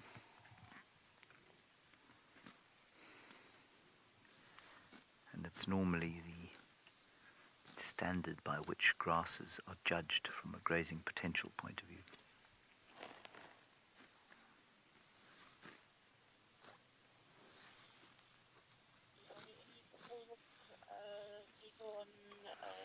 On grass?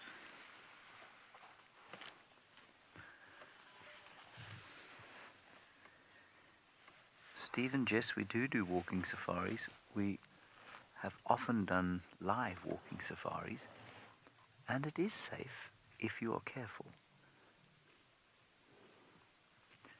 Now what's happened here is that her nose has picked our scent up because the wind is blowing from us to her now. And suddenly she's not quite as comfortable because the smell of human is detestable to most animals out here. So we do walking, and it's perfectly safe if you're careful, but it's like anywhere.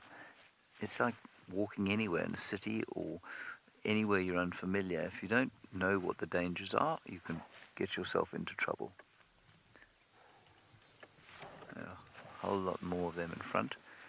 Bit of a fracas going on. Sorry about the power lines.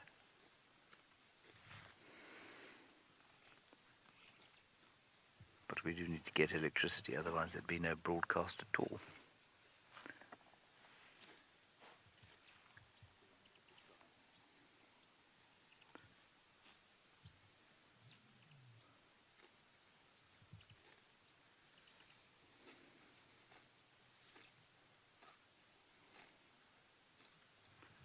And here comes another particularly confiding cow. Now that's a big old bull that you're looking at there, I think.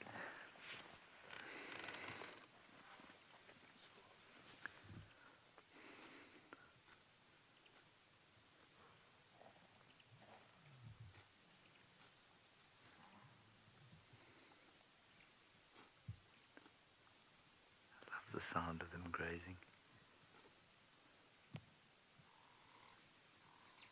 And most of the food that they eat now will just be chewed very cursorially and then swallowed before it goes down into the rumen, and then it'll be chewed much more thoroughly later on. Probably as darkness falls, the herd will come together for safety.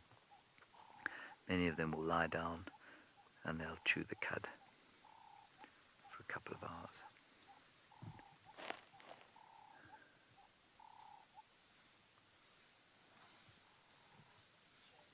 So cool. Look at the tiny one.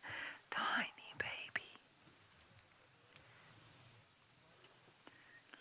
Michael, I don't think they've returned to Djuma permanently. That's so cute. For a number of reasons. The first is that while they are very happy in woodland, or they can survive in woodland, there are possibly areas that are better grazing for them a bit north of here. And so I think that's one of the reasons. I think the other reason is that buffalo herd numbers have probably not recovered from the 10% drop that there was in the big drought. I think this part of the world, I think the Greater Limpopo lost about 10 to 15% of the buffalo herd. So I think it's a combination of those things. There were never, on Djuma itself, a huge number of buffalo herds. There were often bulls, and you had to be very careful when you went walking or running here that you didn't run into a buffalo bull or a sitting on its own in a pan. But that just doesn't happen anymore because I don't think the numbers have recovered yet from the dire drought we had. Okay. We continue, I think.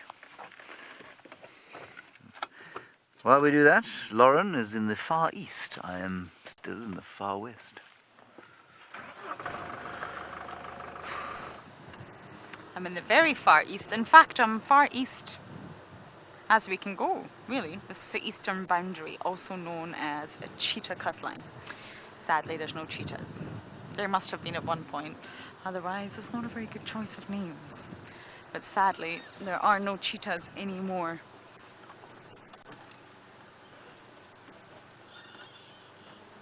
And every time you drive past a road, you can view anything on the other property. This is Torchwood.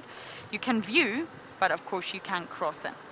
Anything on the cut lines and the boundary lines are viewable, essentially. You just can swing your tires and drive into another property. But when you come to a crossroad like that, it's always worth just popping your head in and seeing if there's any movements. I think if I was any of the animals today, I would have my feet up in a nice warm place with a cup of tea. Lucy! She's obviously had enough of me, Lucy. And you want to ask questions for Davi. Yes, let's do it. Are you up for that, Davi? Sure. Okay, send in your question that you want Davi to answer. Yes, his name is David, but his nickname is Davi. Not Dobby. A lot of people think it's Dobby. That works, so I quite like Dobby. It's Davy. Send in your questions. Louise and Kirsten will choose the best one and we'll bring Davy out again and get him to answer. Let's hope it's not about the cooking. That was just a light-hearted joke, everyone. Davy told me as soon as we went off air that I am actually the best. So it's all good. So send them in, whatever you want to know from our cameraman, Mr. David Eastaugh, who has been here for 4 years now. Ask away. Davy looks scared. Oh, crikey bobbins, I did not see that. I may have lost my cameraman before we get the chance to ask him a question of the day. So you don't have to do it right now, just send in your questions and we'll choose the best one.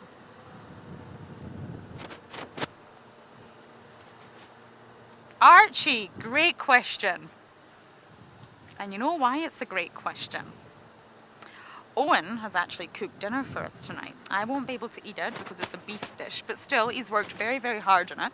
So we're going to get to experience Owen's cooking. But there is one person in camp who hasn't cooked at all for anybody. And that is Davy. Am I right? But I will. But you will? Yeah. Okay. You all heard that. You all heard that. James cooks. All the females are good cooks. Natalie, Louise, Kirsten, myself, of course. Trishala, yes, of course. Yeah, Davy, we don't know. It's a mystery. Nobody knows if he's a good cook. Who's the worst cook? Well, that's a tricky one. Who would you say, Davy? Well, I'm not going to answer that one. Davy said, I'm not going to answer these questions anymore. Marcel is excellent. Marcel is excellent. I think Marcel's one of the best cooks, actually, for me. I think everyone's good. Louise also said the same thing in my ear. Everyone is good, but we don't know about Davy because he's never cooked anything. Somehow he manages just to slide away when everyone's cooking, and he's got off with it scot-free. Are you going to cook for us tomorrow, Davy? Silence in the back there. But everyone in oh, Alex. I've never had anything cooked by Alex. Ever. Even in Dive Live, Jondre and Alex didn't cook a single thing. Alex is also due us a meal. Davy and Alex need to cook us a meal. And then I'll answer your question. Archie, you are sitting in Cape Town and I'm sure you cannot wait for me to answer that eventually, once we get there. Once we get there. Okay, the Easter's not bringing much luck at all. Louise is trying to justify for Alex. I'm not sure I'm buying it though. He does light the fire. He's a fire starter. Alex is a fire starter. But still, he's never cooked for us. So once everyone's had their turn, then we'll judge. James loves spicy dishes. Actually, when we go back across to James, we must get him to speak about his love of spice. I love spice. In Maldives, you eat your dish, you eat it with your hands. There's a certain way to do it. And then once you put your bite in your mouth, you then take a chili and the chili. Then bite your food, then chili. I really, really love spice. But James loves it even more. And we must ask him about that. Okay, guys, apparently Davy's question is ready. Are you ready, Davy? Oh, yeah. Oh, yes. Let's do this. This means me showing off my embarrassing trousers again with my bright psychedelic mushroom socks. I always think that no one can see them, but then, of course, you can all see them. Okay, Davy, take your time.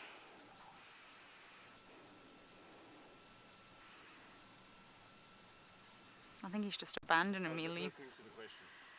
Oh, that's true. Davy was listening to the question. I forgot to listen to the question. What is the question, Davy? It's a question from Judy, Uh-huh. who would like to know if I wasn't a camera operator, what would I be doing? Oh, not a chef, that's for sure. Judy, I'd quite like to be a pilot. Oh, really? Yeah, Oh. A pilot or a camera operator. yeah, Okay, there you have it. love flying. That means there's not going to be any domestics Thanks, Judy. after this. So thank you, Judy. That means we can all get to know Davy a little bit better. The next time I'm on with Davy, there will be another question for him. Pilot, not bad. Maybe you can fly and take photos from the air, Davy. It does sound good. Alrighty, back to the mission of actually finding animals, which is what I'm supposed to be doing. We are going to send you back across to the buffalo and Mr. Spicy himself.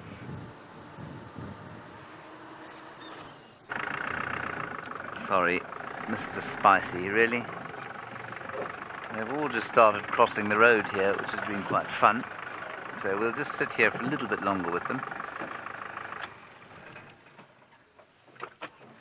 Yeah, spicy food, and I mean, I do like the taste of it. I just don't like the sensation of agony that ensues on my tongue and in my throat. Trishala is an absolute master cook. But she can make some spicy stuff. Lauren likewise. Lauren doesn't seem to have a pain threshold when it comes to spice.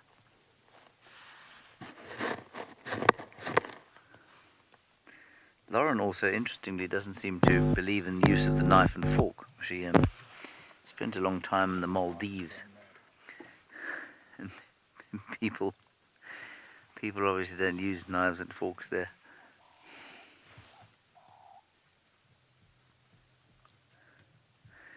There are lots and lots of oxpeckers on that one. And it is absolutely typical, of course, that they should now disappear as you come back. There's also a nice tiny little thing there. Lauren is absolutely correct there. I'm a complete ninny when it comes to hot food. She's got buck teeth. Let me get my binoculars. Okay, Lauren doesn't have buck teeth, it's the buffalo. Okay, good. I hadn't noticed any on Lauren. Oh, shame, he's going to need some orthodontics. Oh, I better hope his parents have got health insurance. Orthodontics are not cheap. I hate to think what I'd look like if I hadn't had any.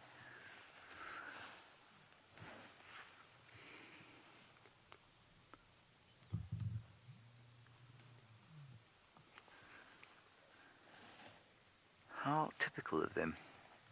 So they're now heading next door onto a reserve called Aratuza.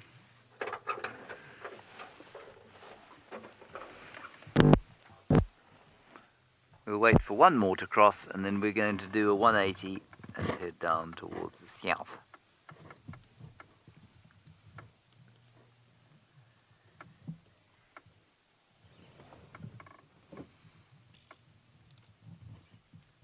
All the while looking out to see if there are any yellow-billed oxpeckers on these beef.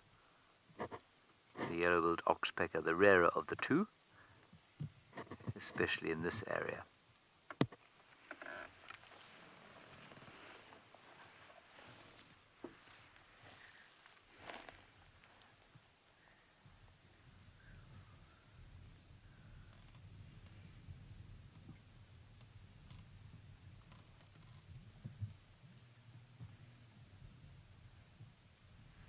All of you enjoyed Bucky, the buck-toothed buffalo.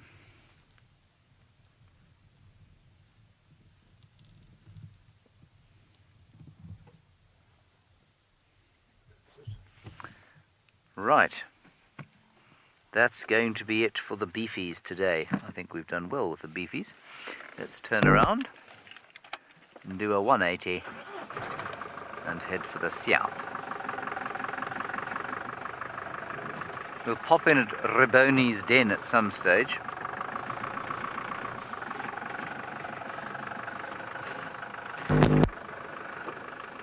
If any young viewers are watching and wondering about driving and learning to drive, I am really not somebody you should watch doing it. What you will notice is that when I reverse, I tend not to look behind me. And this method of reversing is called reverse by feel, which is okay if you happen to be in a vehicle like this and what you're going to hit is a bush or a tree behind you. It's not okay in your father or mother's car, because you'll probably do some serious damage. So, bit of advice, don't emulate me when you start learning to drive. Right, that's my driving lesson for the day. Lauren is now going to give you her driving lesson for the day.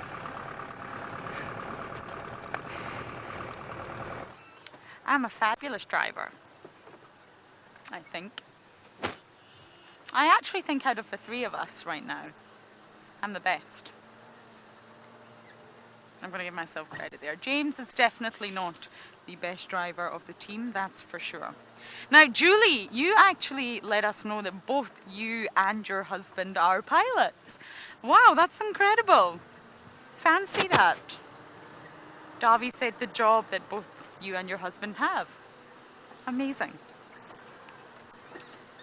So I have to give you a driving lesson. How do we do this, Louise? What is the knowledge to how to drive well? I can show you what my favourite part of this car is, though. Let me show you. You can do it the lazy way. And I can assure you that both Mr. Hendry and Mr. Dix, i.e. Tristan, who some of you may not have met yet, but you will, this is how they drive. Are you ready? You shall see my socks. There you go. And that's how James Hendry drives, and Tristan. I've seen it with my own eyes. You're not moving very fast, but you're relaxed. Get your feet up. Don't even know if I could do... No, I think I do need to use my hands. It's dangerous. Are you nervous, Dobby? That's my driving lesson. You can put it in low range, second gear, and cruise. Are y'all impressed? I hope so. I'm not sure how my socks.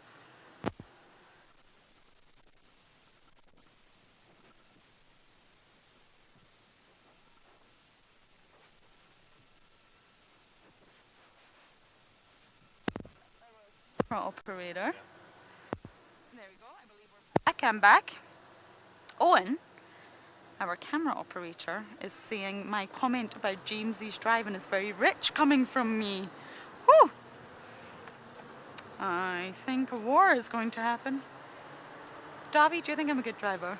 Absolutely. I just want to say I've never thrown anyone off my vehicle. That's all I'm going to say. Everyone that has been on my vehicle has remained on my vehicle until the vehicle has stopped in the parking bay.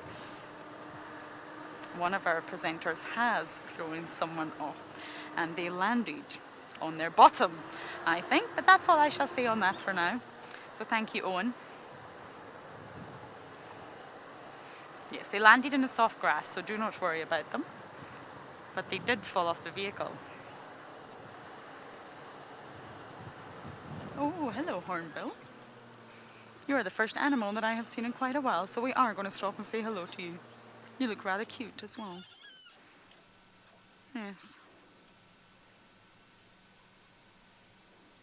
I have to say, it's a tough one choosing between the hornbills.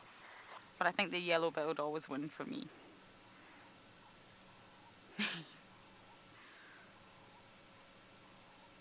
They're very curious birds. I find them very engaging, especially in camp.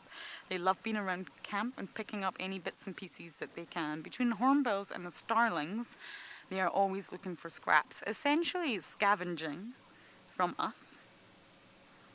And I think over time they've just become very, very accustomed and habituated to humans.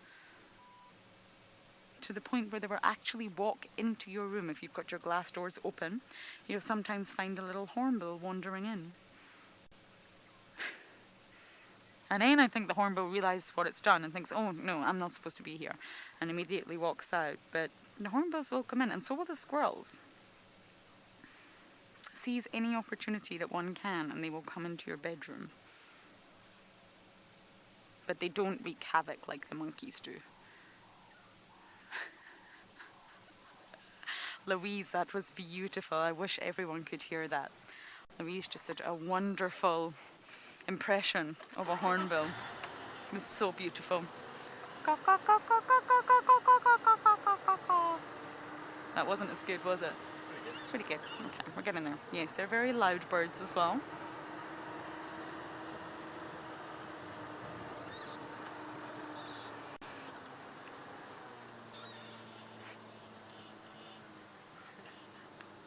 Esri, you were saying apparently 86% of all drivers say that they are exceptional drivers or above average, at least. Was that correct, Louise? What are you trying to say, Esri? That I'm blowing my own trumpet, but I really shouldn't. No, I'm not the best driver, but I have to say, I think between James Trishala and I'm pretty good. What do you think, Davi? Are you just nodding? Oh, while we're live. I'll probably say a different thing when we go off air. But yeah, Jamie was a fantastic driver. Tristan, I think, is a good driver. I've had some accidents. I've hit some trees. I've reversed into some things that I shouldn't have. I reversed into another Mahindra once, but let's not talk about that because I didn't tell anyone. Yes, and now I've just told you all. So I have had some accidents for sure. But I think I'm a pretty good driver. My father would disagree. He would never believe you, but still. Out of all of us, I think I win. Trishala's the best cook.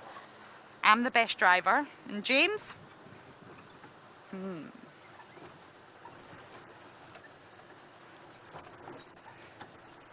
Singer? James is the best singer. James is the best at reading books out loud. Or maybe I should just say James is the best photographer and that'll keep him happy. Yes. Trishala cook, Lauren driver, James photographer. There you go. Complete. Louise, you better be telling James that I'm saying this, that he's the best photographer. Kirsten's the best wife. Louise.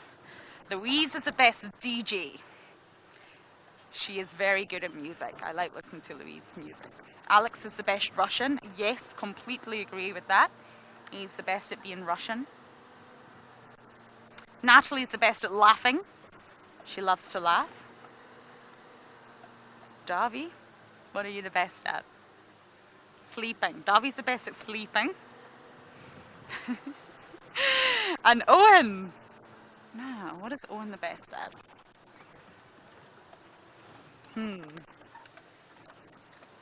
Maybe I'll actually be able to answer that once I try Owen's food tonight. What is Owen the best at? He's good at many things, don't get me wrong. He's good at drinking coffee. He's very, very good at drinking coffee. Not making coffee for other people, but he's good at drinking it.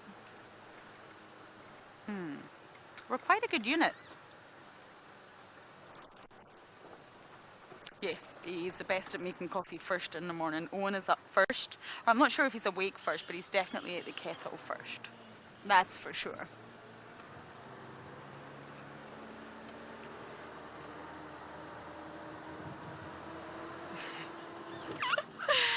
Apparently I do have to send you to the other vehicle, to Mr. Hendry and Mr. Dell, to see what they think of my best titles. I'm going to say very little about the title of best driver, especially as the person who's nominated the best driver is the same person who has nominated herself as the best driver.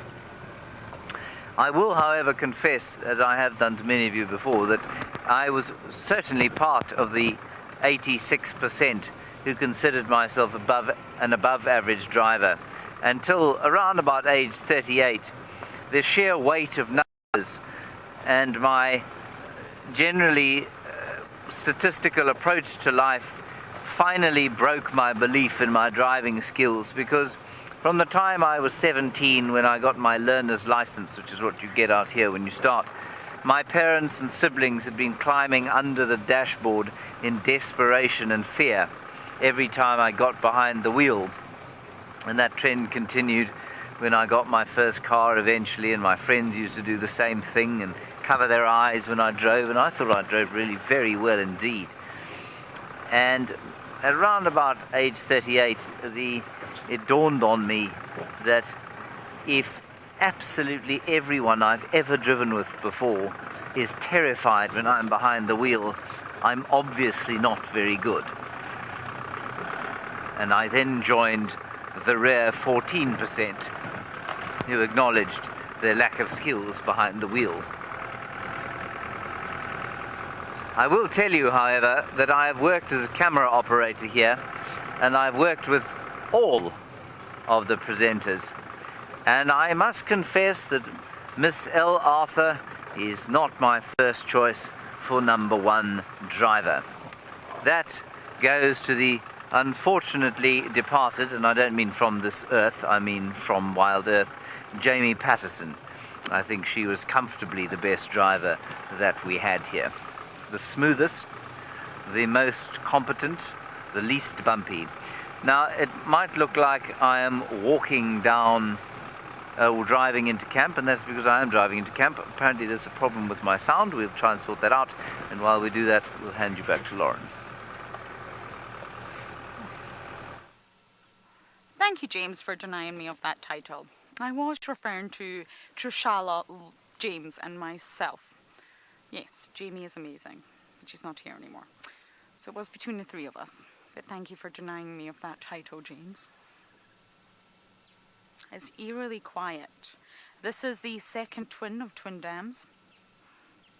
And it's one of my favourite places in the entire reserve. But it's eerily quiet. The weaver, I don't see a single weaver, do you, Ravi? Wow, and slowly but surely, all the water will disappear from here, the vegetation will recede, and it will be a completely different environment.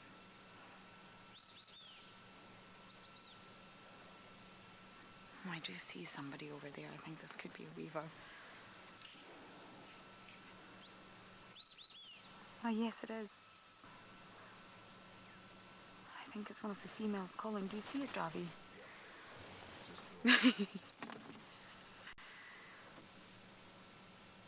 I think it was one of the females.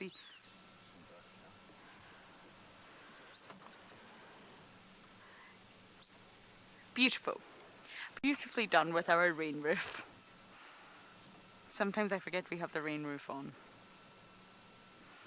Let me just scan around with my binos. Sometimes it's worth just having a look around just to see if you can see any birds. We're working with very low light levels at the moment.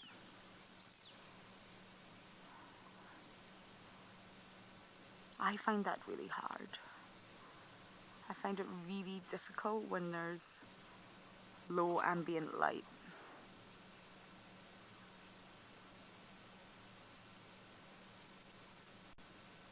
Davi, can I just get you to check something for me? Okay, I'm going to direct you.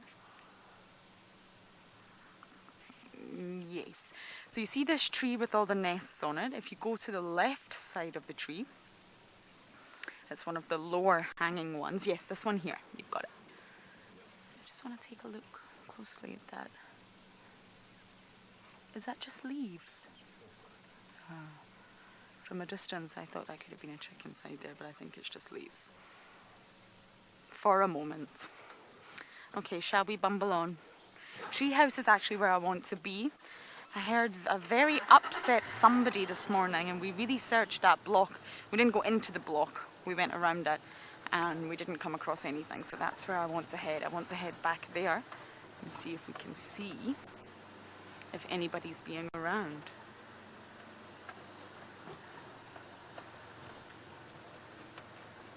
George, I don't know if we will see them, to be honest. The weaver action really went into full bloom, I would say, in December. We were spending a lot of time here in December, all of us, and that was when the weaver action was really, really sort of heating up. The males, of course, I smell elephants.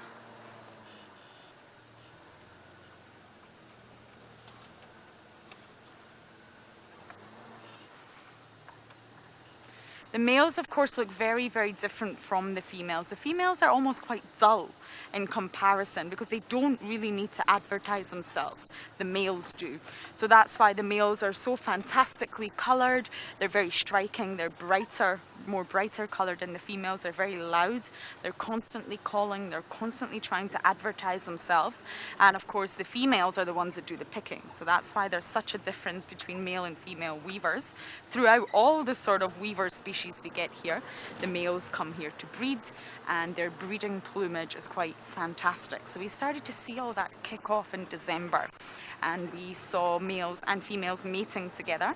And of course the males create these nests. They almost look like Christmas baubles, and essentially they put a lot of work into it, but they do it very fast. They use their beak, they weave the grass, and they present it to a female. Now, if a female chooses to she's not impressed, she's really not impressed with the craftsmanship, or she thinks it's a very unimpressive nest, she'll either just fly away, or if she's very unimpressed, she'll actually destroy it in front of the male. And I often think that's quite sad. This poor male who's put a lot of work, a lot of energy into creating this beautiful piece of art, the female will just destroy it with her beak. I don't think it's anything, Gabby, but let's just take a look. Sometimes your eyes play tricks on you. Yes, they do. Especially when you want to see a leopard so bad. So yes, we witnessed mating taking place, and the eggs are actually laid inside of these little nests, the Christmas baubles. And it's of course now April, I'm afraid, so I think the chicks are long gone. All those successful chicks that hatched from the eggs are long gone, and I didn't manage to see any. I don't know if we have seen any this year. Have we, Lou? Can you remember any sightings where we managed to see some chicks?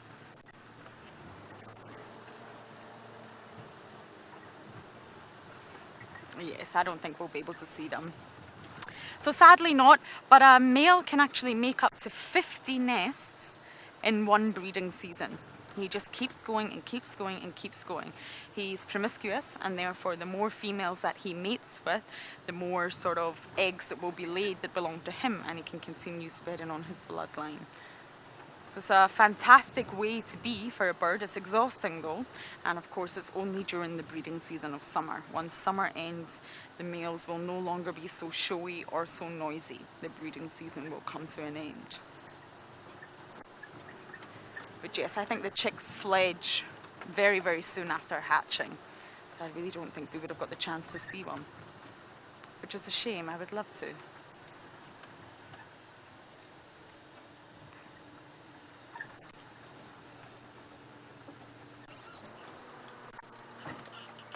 Sorry, Darby. Cookie, you're asking what kind of frogs? So many different frogs. James actually has a fantastic app. I think it's quite a pricey one. And South Africa has a very high number of frogs. At the very start of summer, with the really heavy rains, when we first sort of entered into summer here, maybe just that transition period with spring, we received very heavy rains, and we couldn't operate for a while. I was seeing a lot of bullfrogs, and of course they are the biggest frogs, incredibly noisy, and my goodness, this road is not in good condition. The tadpoles are the biggest as well. So when you see really big tadpoles, you know that they belong to the bullfrogs. And I've actually got a lovely book where we can view the frogs. Let's do that. I don't have an app, but I do have it in my book. Bear with me one moment and we'll show you some of the frogs. Sometimes it's nice to see visuals rather than, well, me. Frogs. Okay, are you ready, Darby? I do love this book, but it's not so easy to navigate. Okay. We have, let's go through them. That's all this information. We have the bandied rubber frog on this side. This beautiful one here. It's a very small frog. It's got quite aposematic colouring. And it's very common in South Africa. And then let's go through some more. We have the foam nest frog, and of course these are the frogs that are actually responsible for the foam nest that we always show you. You can see a good example down here. They produce the foam by whipping up the secretion with their hind legs, and of course the tadpoles are all inside here. So this is the frog that's responsible for that. No, quite nondescript, not the most exciting frog you'll ever see. I love this frog. This is a bushveld rain frog. We see them a lot in camp, and for some reason I think this frog is absolutely adorable. It's very small. could sit on your fingertip. I actually do think it is sitting on that human's fingertip. And then we have the painted reed frog. Look at that. Now the sort of flash coloration, if you like, helps this one avoid predators. The colours are very, very striking, and they will sort of, if you see the four limbs clinging onto the blade of glass like that, that's where the name painted reed frog comes in. Next one, we have the eastern olive toad. And this is, of course, a toad, but it is also quite common out here. We see this one a lot in our camp. It's very camouflaged, and you can see already, Davi, if we can just take a look at this image, I think this one clearly shows you the bumps. Toads are said to have far more warty, bumpy skin than, of course, a frog does, and I think that image there really, really clearly shows it to you. Okay, let me see if there's any ones that I am missing. Aha! Lots of them. Do a quick scan. Bubbling Casina, these are the noisy ones. We always hear them at night time. They're very vocal at night time, and this is, of course, the males advertising to the females. We see this sand frog quite a lot in the Mulawati. It's very, very small, and it's very, very difficult to put on camera. Davi and I tried this many times. Now, I have to say, I have never seen the snoring puddle frog. Have you? I don't think I have. As the name suggests, this frog makes a snoring sound when it calls. The frog is squat and warty with mottled patches on the body and sometimes a stripe down the back. So there's a huge variety of frogs, and because I'm actually not able to find you a real animal, I thought this book, at least we could look at some animals on paper. But I am going to keep trying, and hopefully I will find something with a heartbeat, and it appears like Mr. Hendry is back out and about.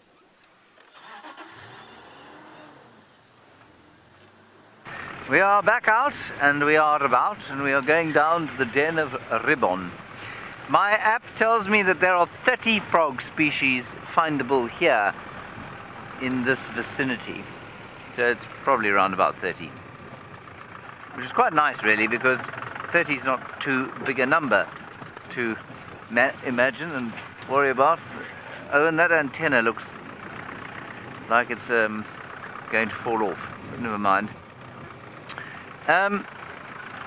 Whereas if you go to the birds or the butterflies, you know, you're into the 250 to 300 region, which becomes immensely intimidating if you have a small brain. Maybe if you have a bigger brain than mine, it's not quite so intimidating. Frogs, 30 is a nice number. It's got dark very quickly today, and that of course is because of the massive bank of cloud overhead. I believe Johannesburg has got particularly miserable during the course of the day. I spoke to my great aunt Jill today, who's on lockdown and going stir crazy, and she said there wasn't even any sun in the garden to cheer her up. I felt very sorry for her, and as I feel sorry for all of you who are stuck in small spaces as we go through this trial together as a species. Let's just watch this impala because he seems to be staring into a bush. He might be staring into it because he has nothing better to do. Many of you wondering where Ngala went. andBeyond and Ngala, unfortunately, well, no, they're in the same place. andBeyond and Ngala hasn't moved at all. Ha ha ha ha ha ha. But unfortunately, we cannot get a signal from there today for some reason. And I don't know what they're doing. I think they're probably trying to fix it. I'm pretty sure in fact, I know they're trying to fix it. But it doesn't look good for this evening. What is this thing looking at? Is it studying a little brown job? Can it see a potential rival? Can it hear music on the wind?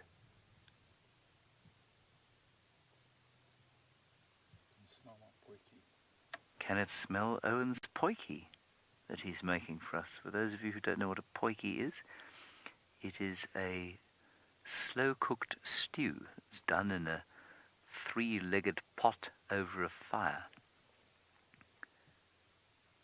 And Owens has been on the boil or on the bubble since 2 p.m.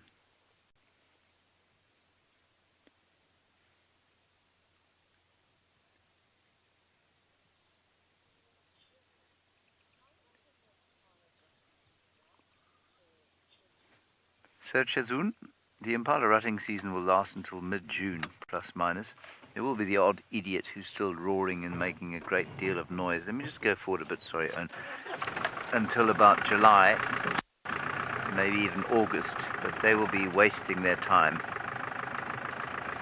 What are you looking at? Now, if there was a predator here, you'd expect him to alarm call as opposed to just stand and stare.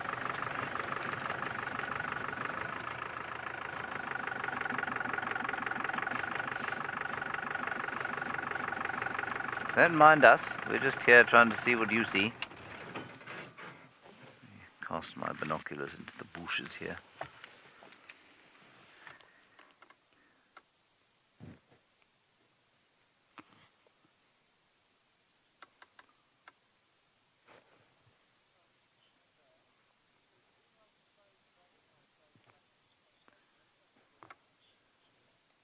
Tuba, I'm glad that being on safari does help those of you cooped up in small spaces.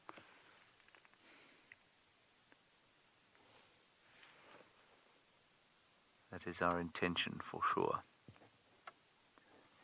Nothing like the wilderness for healing. The traumas of the human psyche.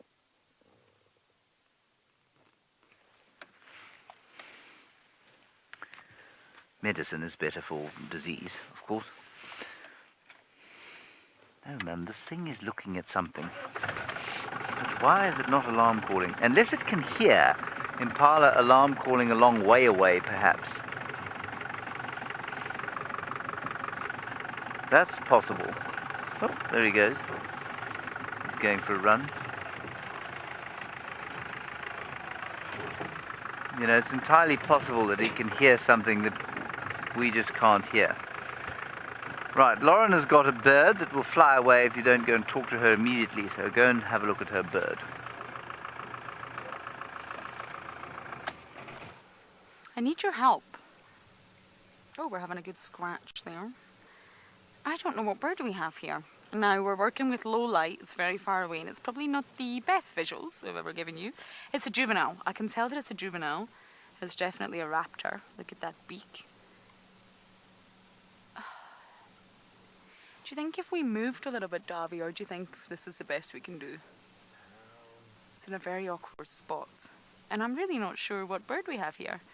I don't know if it's a juvenile tawny. I'm not sure if it's a juvenile Wahlbergies.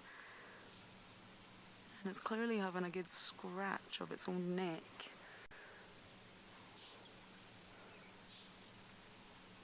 It could be a juvenile Wahlbergs. There's a little tufts on the sort of back of the head there. Tufts of feathers. But I'm really not sure. I'm going to take a look through my binos. I'm not sure that'll make anything easier for me. No, it doesn't. I think it could possibly be a juvenile Wahlbergs, but it's very sort of pale in colour. It could be a pale colour morph, of course. Any ideas, everyone? Hashtag WildEarth.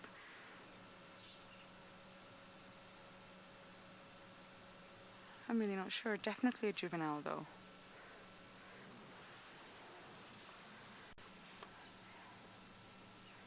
Is that a starling that's landed next to it? That's a brave starling.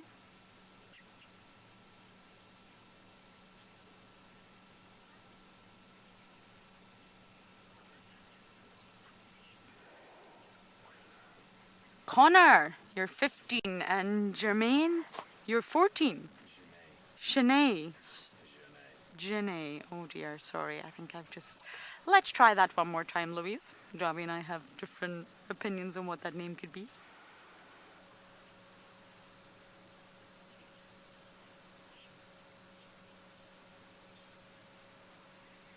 Djuma. Oh, what a beautiful name. Okay, you're asking what is my favorite bird of prey. That is a very, very tricky one, because I've actually only recently learned to appreciate them. Birds of prey were always tricky for me when I first came here. They're not easy to identify. You've really got to take a look. I can hardly see that bird. As James mentioned, it's very, very dark. It's really far away. But I have to say, I love the marshals. I worked with the marshal eagles in the Masai Mara. I'm not being rude here, I'm going to show you. And I had a long-crested eagle with Davy for the first time the other day, and I have to say that's a close second. Okay, Marshall, where are you? There we go. So this is the marshal eagles up here, and right next to it, actually, right at the top, they're very closely related, is a long-crested eagle. And I have to say this one's slightly terrifying looking, but very impressive bird. And I really love the marshals. I worked quite extensively on the Marshal Eagle project, where they're all tagged with very, very special trackers that monitor the movement of the animal. We're going to bumble as we talk. And it sends information every few seconds to a sort of centralized point, someone's computer, I imagine.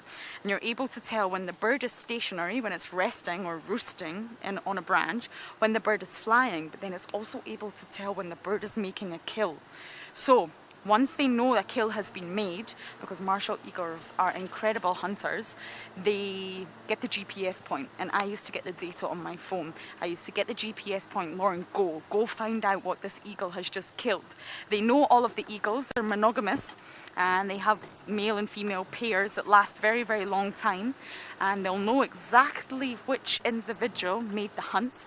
And I will race there and find out what was dead. And very often we found the kill. We found an Impala, a marshal eagle that had killed an adult female Impala.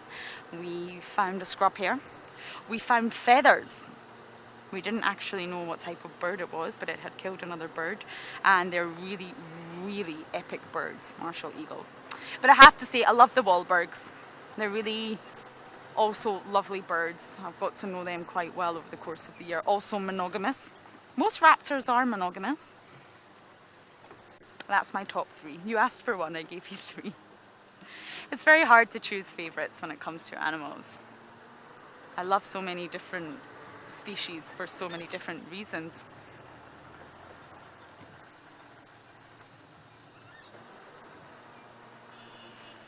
Okay, so many of you are also not sure about the ID of that raptor. Me also. I think it's the lack of light we're working with and the distance. But some of you think it's juvenile Wahlbergs and some of you think it's juvenile snake eagle. We didn't get a very good look at those legs, did we? Okay, well, thank you for your input anyway. Of course, normally when you look at a bird's legs, you know whether it's a true eagle with feathers going all the way down or whether it's a snake eagle with feathers stopping before those knees. Okay, we found an animal. We didn't know what it was, but still, we're going to look for more. And you guys are going to go back across to James. Well, we've come over to the den of Rybone, and, well, she's doing her thing, really. And, well, why shouldn't she? We'll sit here for a little while. Probably until 6 o'clock. And then we'll move on. Just give her a chance to decide if she's going to bring her bebés out or leave her bebés where they are.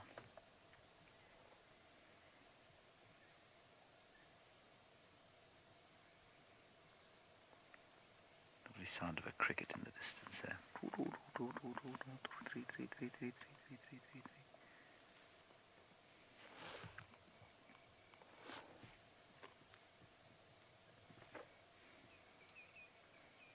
Beautifully peaceful.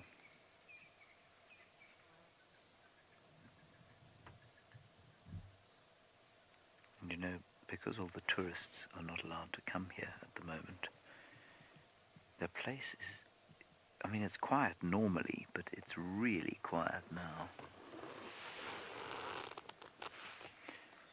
Sebastian has a really good question, and one that is difficult to answer because we're not here when she goes hunting.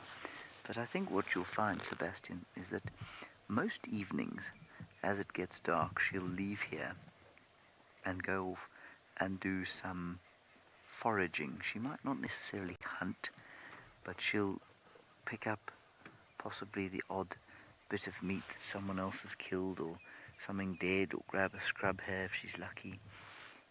And then she'll come back at around about dawn. I don't think she spends all night here.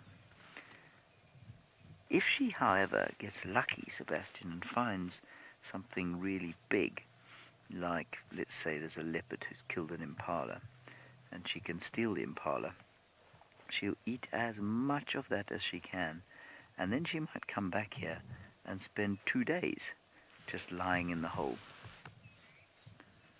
or outside it, you know, in and around the den, and not go hunting. So it really depends on what she's eaten. You know, like if you've had a big fat meal, you might skip a meal or two. Well, it's the same with the hyena. And same with all of these predators, actually. You know, after they've had huge meals, they'll often just not eat for a while.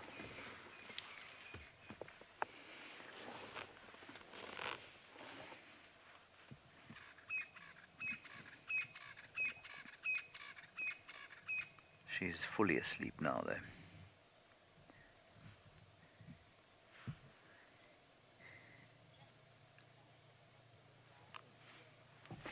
James, you're wondering if there's a tick above Ribbon's eye.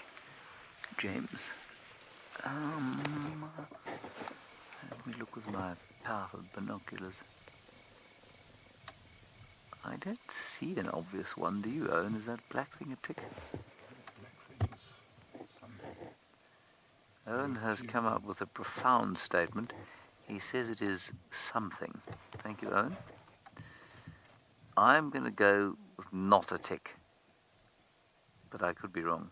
It's definitely, though, Owen is absolutely 100% correct. It is something. Good job, Owen. Me laughing, camera shots.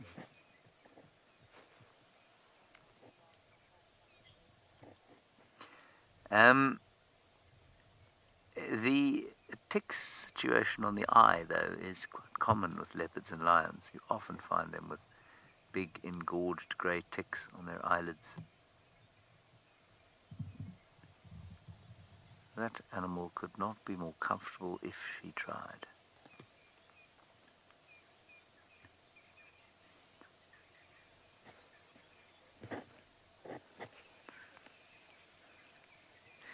Hello, Megan. Yes, absolutely, Megan. Ribbon is a spotted hyena. It's possible that we get brown hyenas here. There are reports of one being seen here once. They do occur in the Greater Limpopo Transfrontier Park, but normally where it's a bit drier. So almost universally, when we talk about hyenas here, we mean spotted hyenas. Whereas if you go to a place like the Kalahari, you actually have to say brown hyena or spotted hyena because you get both species.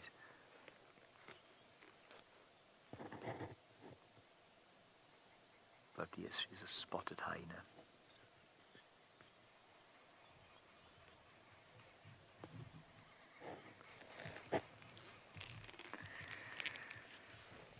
Yeah, Michaela, look, I think the chances of this den flooding are very, very small. But if it did flood, those cubs would be in trouble because they wouldn't be able to come out and walk away. They're too small for now. She might try and move them herself. She might try and carry them, call them out, and carry them somewhere else. That's possible. Certainly one. But if, say, she was out and a massive storm broke and for some reason it flooded, it would have to be a massive, massive, massive storm, though, to flood that hole. Then they'd be in trouble. They normally are not, apparently, I've never seen inside a hyena den like this, they're normally on a shelf. So they'll be raised above the base of the den. They normally excavate themselves a little shelf. and that's precisely so that they can stay dry. But I've seen better ones, better dens, where the hole is actually on the side of the mound as opposed to drilling perpendicular down into the ground and then into the mound, if you know what I mean. And the side of the mound then provides slightly more shelter because there isn't a big hole into which the water goes.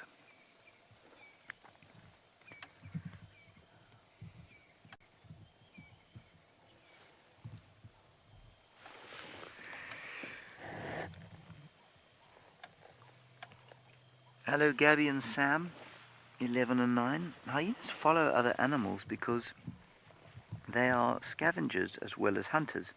And so if they can follow a very skillful leopard hunter, what they'll do is just wait for that leopard to kill, or perhaps the pack of wild dogs to kill, and then they'll rush in and try and steal the kill.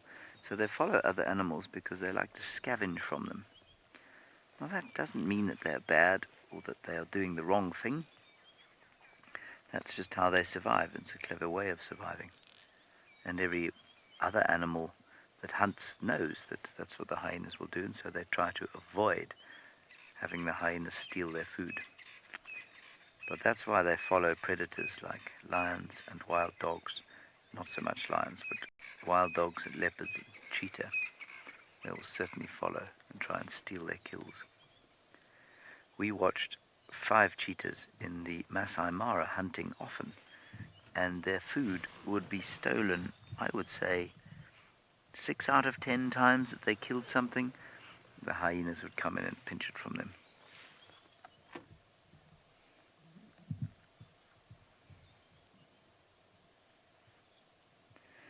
Lauren is driving now. She has got her spotlight out, and let's go and see if she can spot anything with her spotlight.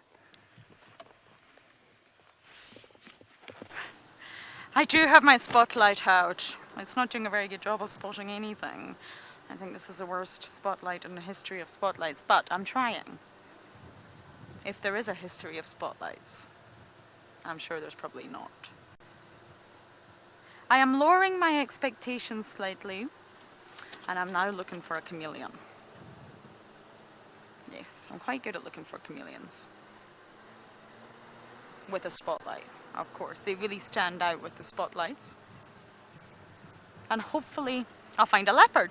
Look for a chameleon, find a leopard. I think this is a great philosophy. But with chameleons, as many of you know, they can move their eyes independently. So the right eye can be doing something completely different from the left eye. And a lot of people think they're the only animals in the animal kingdom to do this. This is not the case.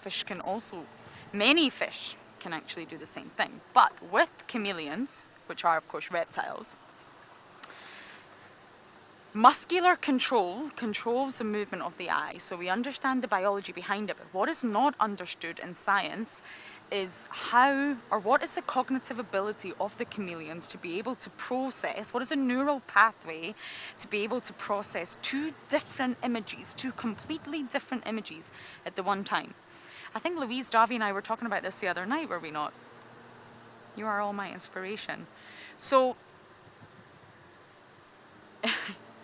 exactly, what is is baffling. It goes way beyond our sort of comprehension, I would say. With their right eye, they could be eyeing up a very juicy cricket, thinking, this is my breakfast. I am going to pounce on this.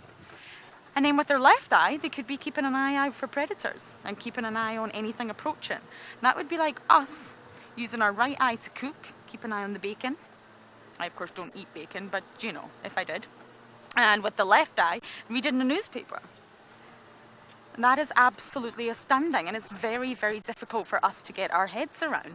And it's really not fully understood how chameleons compute that. Their brain is obviously designed to process two completely different images, and it's not just the processing factor, it's the comprehension factor. How do they then break down what they're seeing into understanding at their level, of course, chameleon level? It's mind-blowing, and it's really not understood how they do it. I really love reading about it because, of course, it's another weird and wonderful way of the animals that humans just don't understand.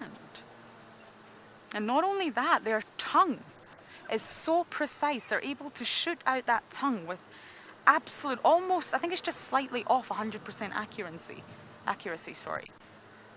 So not only are they moving their eyes independently from one another in completely different directions, with a field of view of almost 360 degrees, and mentally processing that, they're able to dart out their tongue and catch their prey with incredible precision. I don't think chameleons get recognized enough for that. And hopefully one day we will understand exactly how their brain processes those images. And they're incredible at what they do, and I mention this a lot, but people actually think chameleons change colour to camouflage. This is wrong. They are already camouflaged. They are already green, and they look like a leaf. You could easily walk past them. When they change colour, this is them trying to communicate their mood. They're expressing their feelings through colour change. And it's done via hormones. So hormones are released, enters into the bloodstream, and then of course the blood has got to travel around the body, and it eventually tells these special cells called chromatophores to change colour. The communication will tell that cell to change colour. So it's slow, it's not fast. Chameleons absolutely change colour, and they're incredible at it, but it's not a fast process. Where an octopus, they can change colour, and they change within 1/10 of a second. And this is because it's under a completely different mechanism. It's not hormonal. They don't need to wait for the blood to travel around the body. It's neural. So it's done by neurons. The neurons fire, and immediately the chromatophores change colour. And of course, octopuses do. It is octopuses, by the way, not octopi, just in case anyone calls me out on that. Octopuses do change colour for camouflage reasons, whereas chameleons change colour to express their mood. And sometimes chameleons get a real orangey throat, and this is normally the males during breeding season, and they're obviously trying to communicate to the females that they would like to mate. Hello ladies, I have an orange throat, I would like to mate with you. When they're scared and stressed, they will black will form on their body, and that's them communicating that they're stressed or not happy. So that is the world of chameleons. So I think I really need to focus on finding you one now that I've just spoken about them. And as I do that, we're going to send you back across to James. We are still sitting here, dozing quietly with the hyena. The gentle sounds of crickets in our ears. The winds of this cold front seem to have passed over. And so the night has become very pleasant and soporific.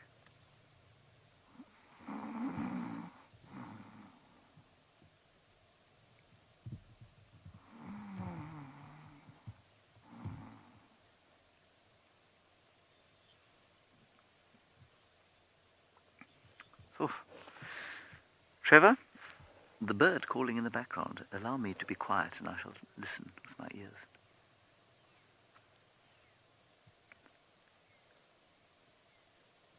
I can hear a pearl-spotted owl way in the distance going. And I can also hear a white-browed scrub robin going.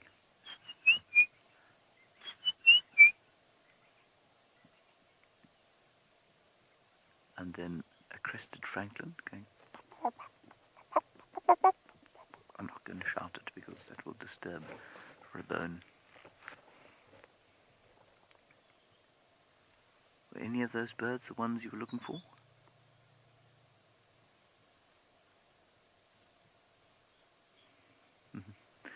Sahara, Ribbon sleeps so much, and you must appreciate that my desire to be facetious here is strong, because Ribbon sleeps so much, and we spend so much time watching Ribbon sleep. But she sleeps so much because she's a carnivore out here. All of the carnivores sleep a great deal.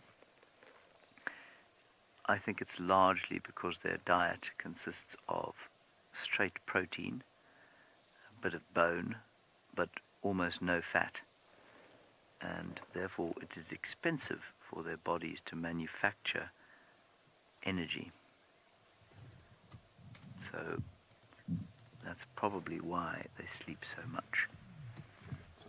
We're going to go into infrared now in the count of 1, 2. I should be counting down, shouldn't I? Okay, let's just go. There we go. That'll just suck a little bit more light out of the situation with this very clever technology. So that's why they sleep so much. Lions do it, dogs do it, all the cats do it. And all the herbivores noticeably do not do it, and nor do the omnivores. You know, they all sleep far, far less than the carnivores do.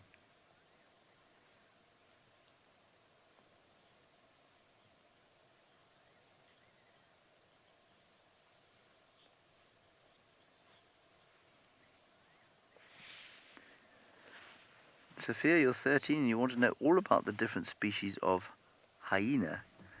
Well, I can tell you a bit about them.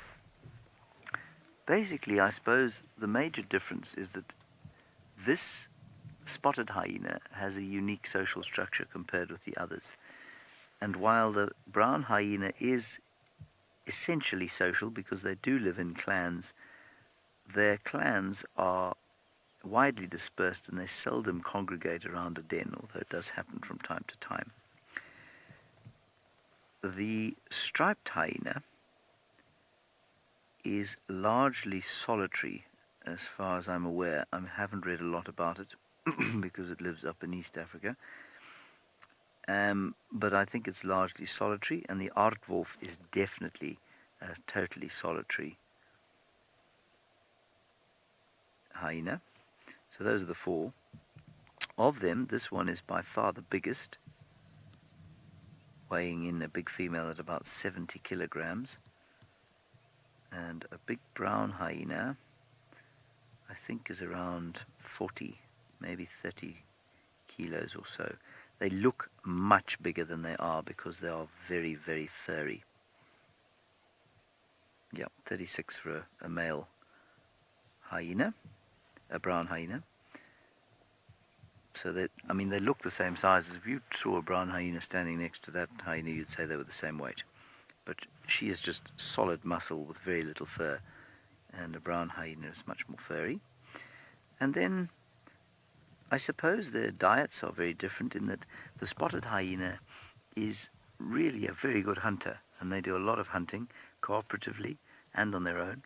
A brown hyena and a striped hyena are almost exclusively scavengers, and a aardwolf is exclusively a termite eater, basically, termites and ants. Just check if they eat anything else, but I don't think they do.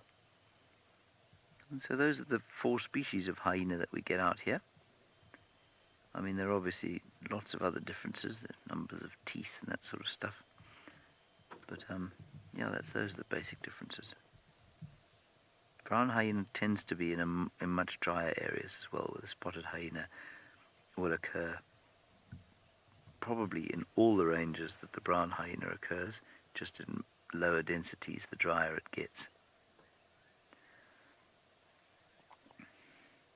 So it just describes here, there's quite a nice way of describing it. My app says it is an obligate termitivore, so it has to eat termites, and almost primarily on the harvester termites, or Trinervitermes. All right, great stuff. Right, we have a question all the way from Rwanda, which is very special.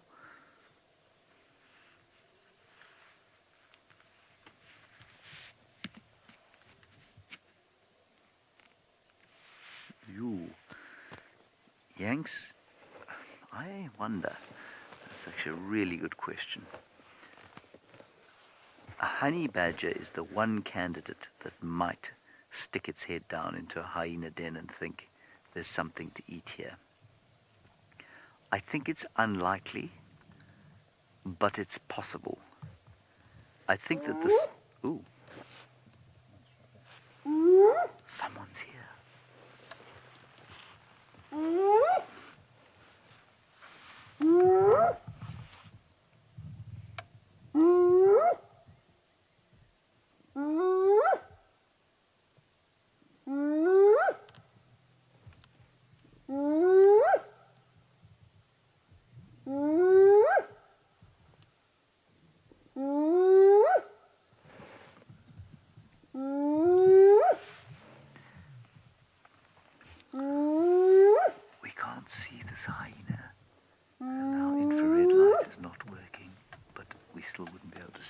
behind a bush.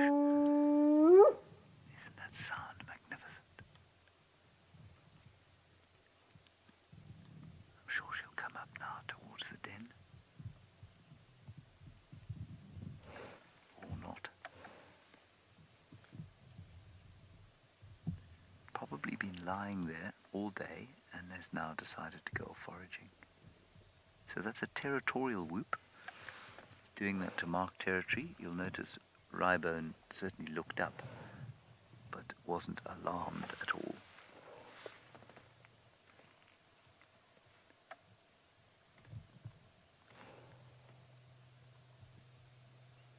That's a beautiful sound, isn't it? Yeah. All right.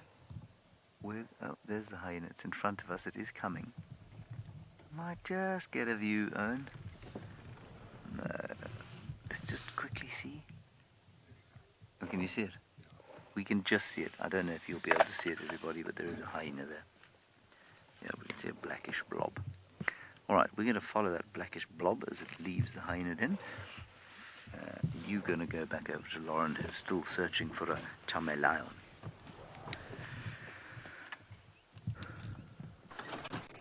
I am trying to find a chameleon, but no luck so far.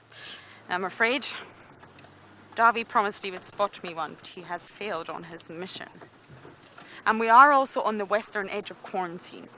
And this is a really, really good road for Tingana and Klalamba. Now, of course, we've not really properly had much news on either of them. Yes, Trishala, well, I think the dam cam could hear him sawing last night, so he was being very, very vocal, still very, very territorial, but of course we didn't get to spend too much time with Tingana, and he seems to have moved right on off.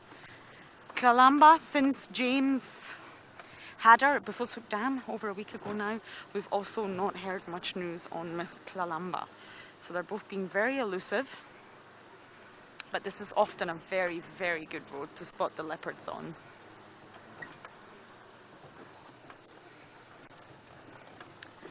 I have no idea, stuck in bed. I think James followed up on that this morning, so he may have more information. But I, unfortunately, was not out, so I have no idea where he went. But I think I started referencing this on Kids Drive. Once a male leopard gets older, they can become a lot less territorial and slightly more nomadic. So there was some theories that possibly Tingana was becoming more nomadic, and that's why we were seeing him far across the west. He's just wandering. He's just moving and taking what he can. But the fact that he was sawing a lot last night shows that he's still being very much territorial. So it could just be because it's summer that we're not spotting him, or he's managing to get lucky with food, in other properties. So I'm really not sure, but my theory sits that if he's still sawing, he's still very much territorial. He's still dominant, he's still in fantastic shape and looking handsome as ever. And I think Hukamuri has been rather busy down south with ladies and food.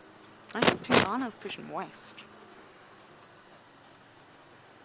That is my theory. My theory is that Tingana is pushing west slightly. Maybe a bit naughty. Leopards' territorial boundaries are very, very fluid, and they can do that. They can shift. If Tingana goes quiet on the east, Hukamuri can come in for a while. And if Hukamuri goes quiet on the west, Tingana can shove in. And I think that's what he's doing. I don't think he's ready to go nomadic at all. I think James followed the tracks out to the west this morning. So whether it was Tingana or Hukamuri stuck in bed, we're not sure. I imagine it would have been Tingana, if I had to guess. But of course, summer just makes it extra tricky for us. It really does.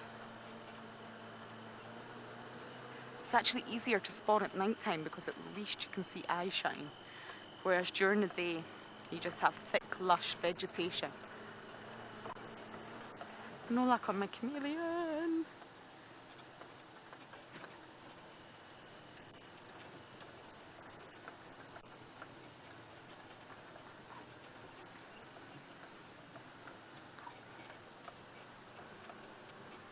Larissa, you are asking how many of the rangers Now, by rangers, I'm guessing you mean Trishala, James and I, but I think I'll expand that question a little bit and put it out to the whole team. Because we really don't have a big team here. We have the beautiful ladies in FC, that's Louise, Kirsten and Natalie. You know the three of us, James, Trishala and I. You have the camera operators, Davi and Owen. Then you have tech, and at the moment we have Alex. Am I missing anyone? No. I've covered everyone. So it's a very small team, and only 2 of us are vegetarian. I am, of course, vegan, as many of you know, and Natalie is vegetarian. So there you go. That is the camp dynamics with regards to our diet.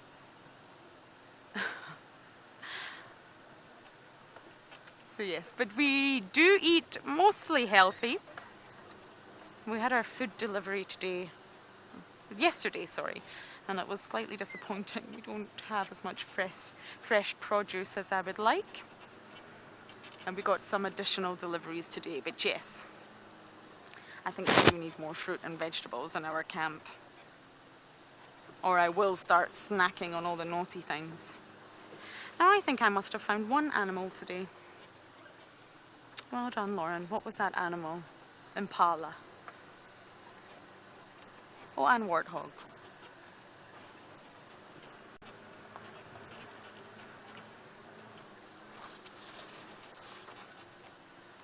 Oh, I did not get that. Yes. Oh, Picky. Hi there. How are you? You are asking for genets. Absolutely, Picky. And to be completely honest, I'm looking for anything at this stage. I have not had a lucky afternoon, despite my trying. But yes, I'm driving very, very slowly. I'm the best driver. And I absolutely will look out for genets. I'm not sure if I've ever had a genet live. I don't think I have. So of course, Picky, for you, I absolutely will. And chameleons. And leopards. And civets. And honey badger. That's my wish list. You never know. You never know what's around the corner.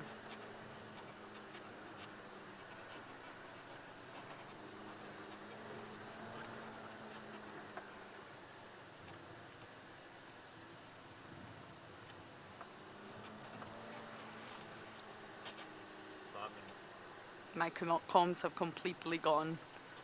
Simon, Oh, sorry, Scrubby Harry.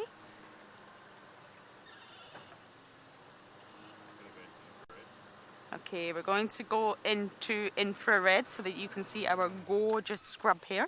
Simon's asking a question, Davi. I don't know what it is, I'm afraid. I don't have any comms.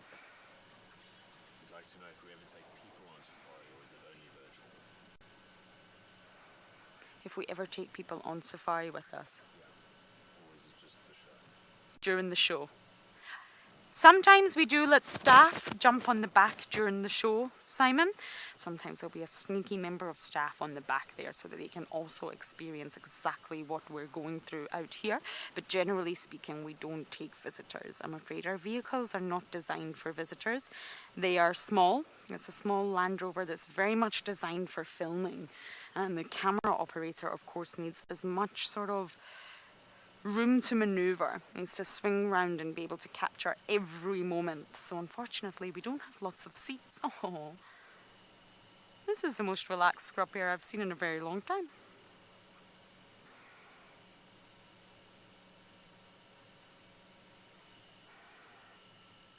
I was going to say it's a youngster, but it's not. It's still quite large.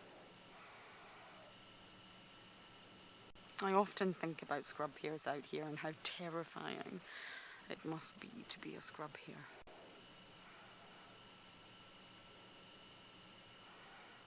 They move so silently through the bush, but essentially can't be easy. Oh, Louise, I'm so sorry. I can hear you talking, but I've not got any comms, I'm afraid. I'm going to need to adjust my earpiece in just a moment and figure out what's going on. I seem to be breaking all sorts of earpieces today.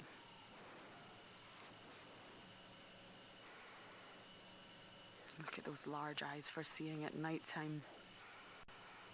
They reflect very, very red back at you. That's how you can always spot a scrub hare. Okay, I'm going to spend time with my little hair here and have fun. And I'm also going to look at my earpiece. While I do that, you guys are going to go across to James, who also has his spotlight out. I do have my spotlight out. I have yet to see anything with my spotlight other than exuberant Combretum apiculatum bushes. Maybe we'll be lucky with something. We're going to just head off towards the western boundary once more. Let's see if Tingana doesn't pitch up there. Tingana, for those of you who perhaps just joined us, a 13-year-old male leopard who we finally found last night in the rain hunting. He obviously was unsuccessful because we followed his footprints onto the next door reserve this morning, and he's one of our very favorite WildEarth characters.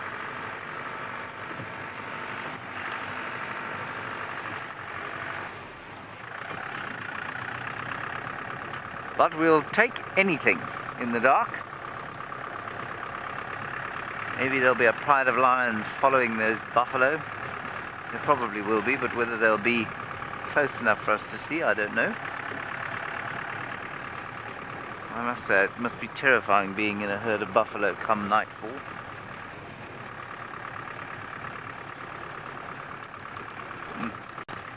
Campbell, the scariest thing that I've ever seen in the bush. I'll tell you about one experience that I had that was very scary for me. When I was a guide guiding guests, it was my responsibility to make sure that they were safe in the bush. And that was a responsibility that I obviously had to take very seriously indeed. And Campbell, once I was driving along in the middle of the day, and I had a tracker called Elvis. And Elvis was an absolute genius in the bush, and he taught me many, many things. But he was an enormous man, an absolutely huge individual. And despite his size, Campbell, he was sitting over there where that tracker seat is. We were driving along one day and I was talking to the guests, not watching, and suddenly I heard the car thump, and Elvis was lying on this side of the bonnet, and I didn't know what was going on, and he just shouted, "Mamba!"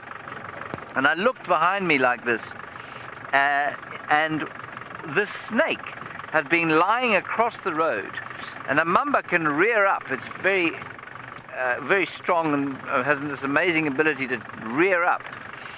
And it reared up in order to get out of the way of the car because I was going to run it over. I didn't see it because I was talking. And I remember very clearly there was a guest sitting over there. And the guest looking at the snake like this.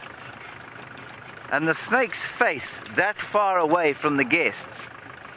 And the snake wasn't trying to strike. It was just trying to get out of the way. But this terrifying picture of snake and guest looking at each other before the snake then fell back and climbed a tree, and we just kept on going. That was one of the scariest things that ever happened to me, Campbell. Well, it didn't really happen to me in so much as I wasn't the one who was nearly bitten on the nose by a mamba. And then another snake story, which is quite funny, was we were off-road following some elephants, and we'd had a lovely sighting of the elephants, and then I was trying to get out of the woods where we were. And as you've seen, the bush is quite thick here, and this was up at andBeyond Ngala. And I was trying to reverse and turn, and eventually I reversed round, and I was about to go forward when I looked behind me, and there was a guest sitting in the back seat pointing at something. We were in a thicket, so there were tree branches all over. And she was pointing at something, and she said, "Is this a piece of string?" And it was a twig or vine snake, and they are hugely venomous, but they're also very shy, and the snake had obviously been disturbed in the tree and was hanging there, and it wasn't trying to bite anyone, but if she'd put her hand right at its mouth, it may well have had a go at her. And so I grabbed her hand and pulled it away and said, "It's a snake, just sit still, it's fine." But that was also a very scary moment. Because the last thing you want when you're on safari is to hurt a guest. And I remember a friend of mine, while he was driving along one day,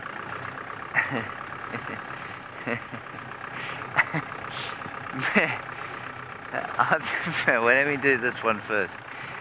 I remember I had a friend of mine, Campbell, who was a very professional guide. And he was driving off-road after some lions, and unfortunately he drove over a log. And this has happened to me, but not to a guest before. And the log jumped up out of the ground and it hit his guest in the face and knocked his guest's tooth out. And I'm very glad that never happened to my guests. It did happen to me once, but not my tooth, my eye. Right, now a number of you are requesting the story of the New Yorkers and the snakes. Well, I suppose there are a few people who haven't heard it before, and we don't have anything to look at, so I shall tell you the story of the snakes and the New Yorkers. I was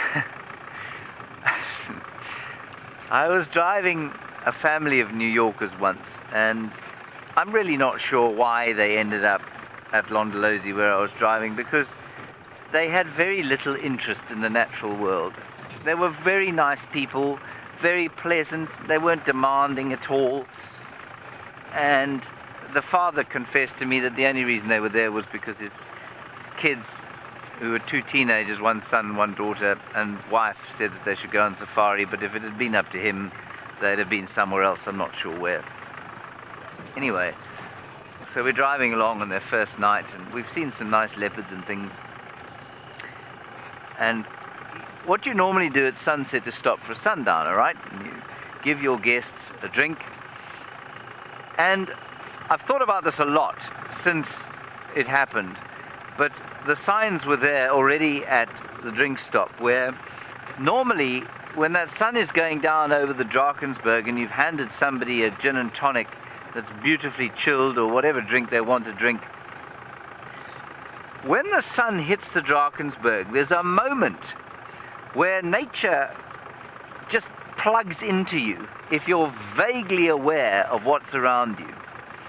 And sometimes guests take a little bit of encouragement. You just tell them to be quiet and listen. But most of the time, everybody just shuts up of their own accord and they plug in to nature as the sun goes down. And silence descends on the group and everybody just becomes infused by the wonder of nature.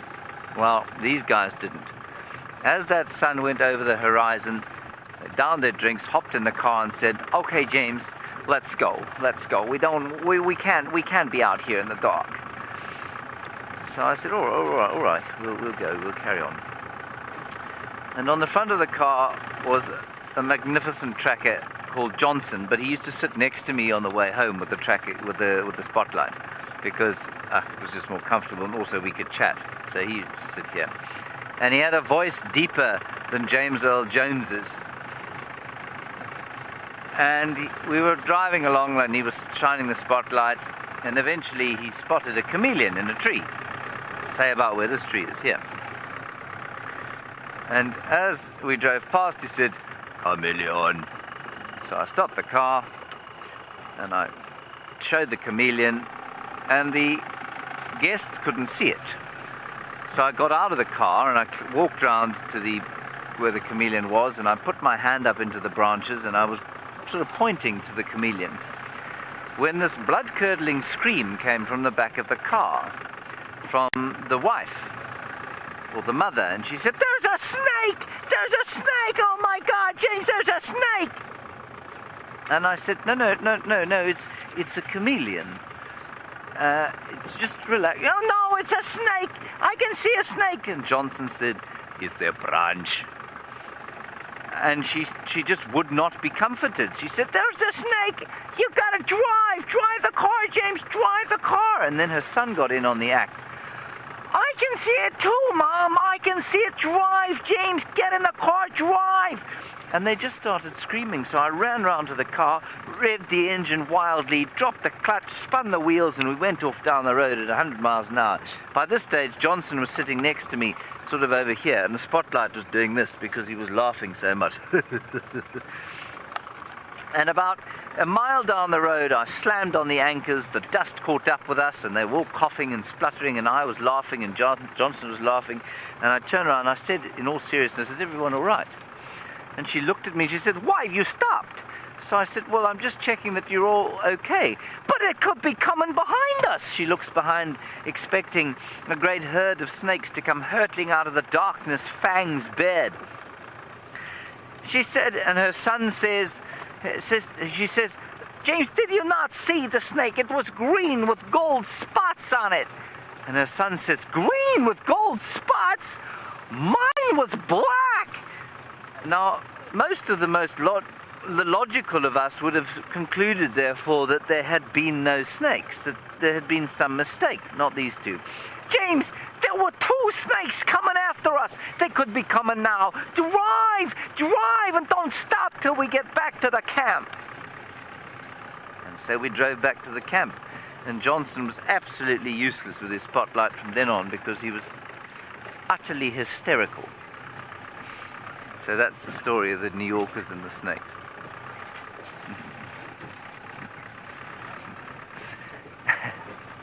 I can safely say that they never returned for a safari after that.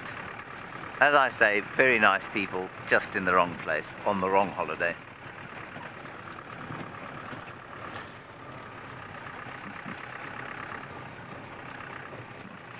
Lauren has managed to find herself a spider, which was definitely not a vegan.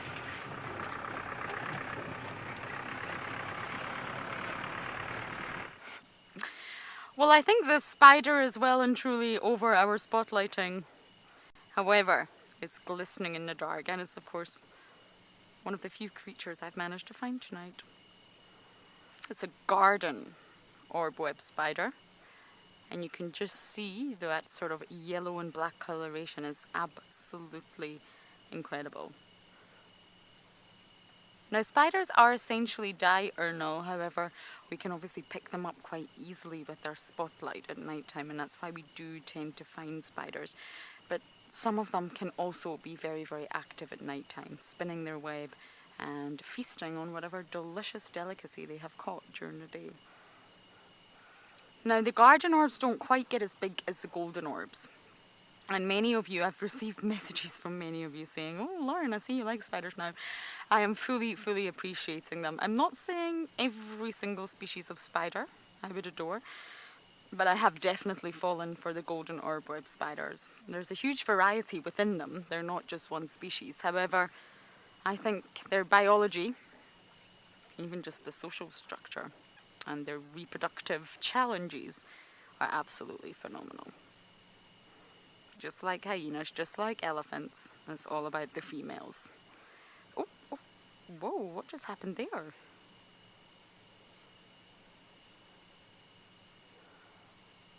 Did she catch something? This is a female. I'm really not sure.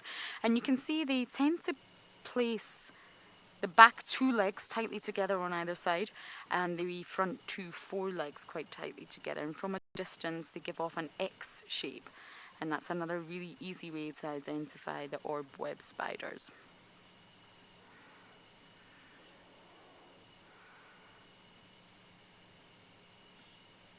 Oh my goodness. Pashant. Okay, I hope I've got that right. Essentially, all spiders are actually venomous. They're just not all venomous for humans. Not every single spider will be able to inject their venom into humans, and essentially not all venom will be strong enough. But the orb web spiders, no, they could not harm humans.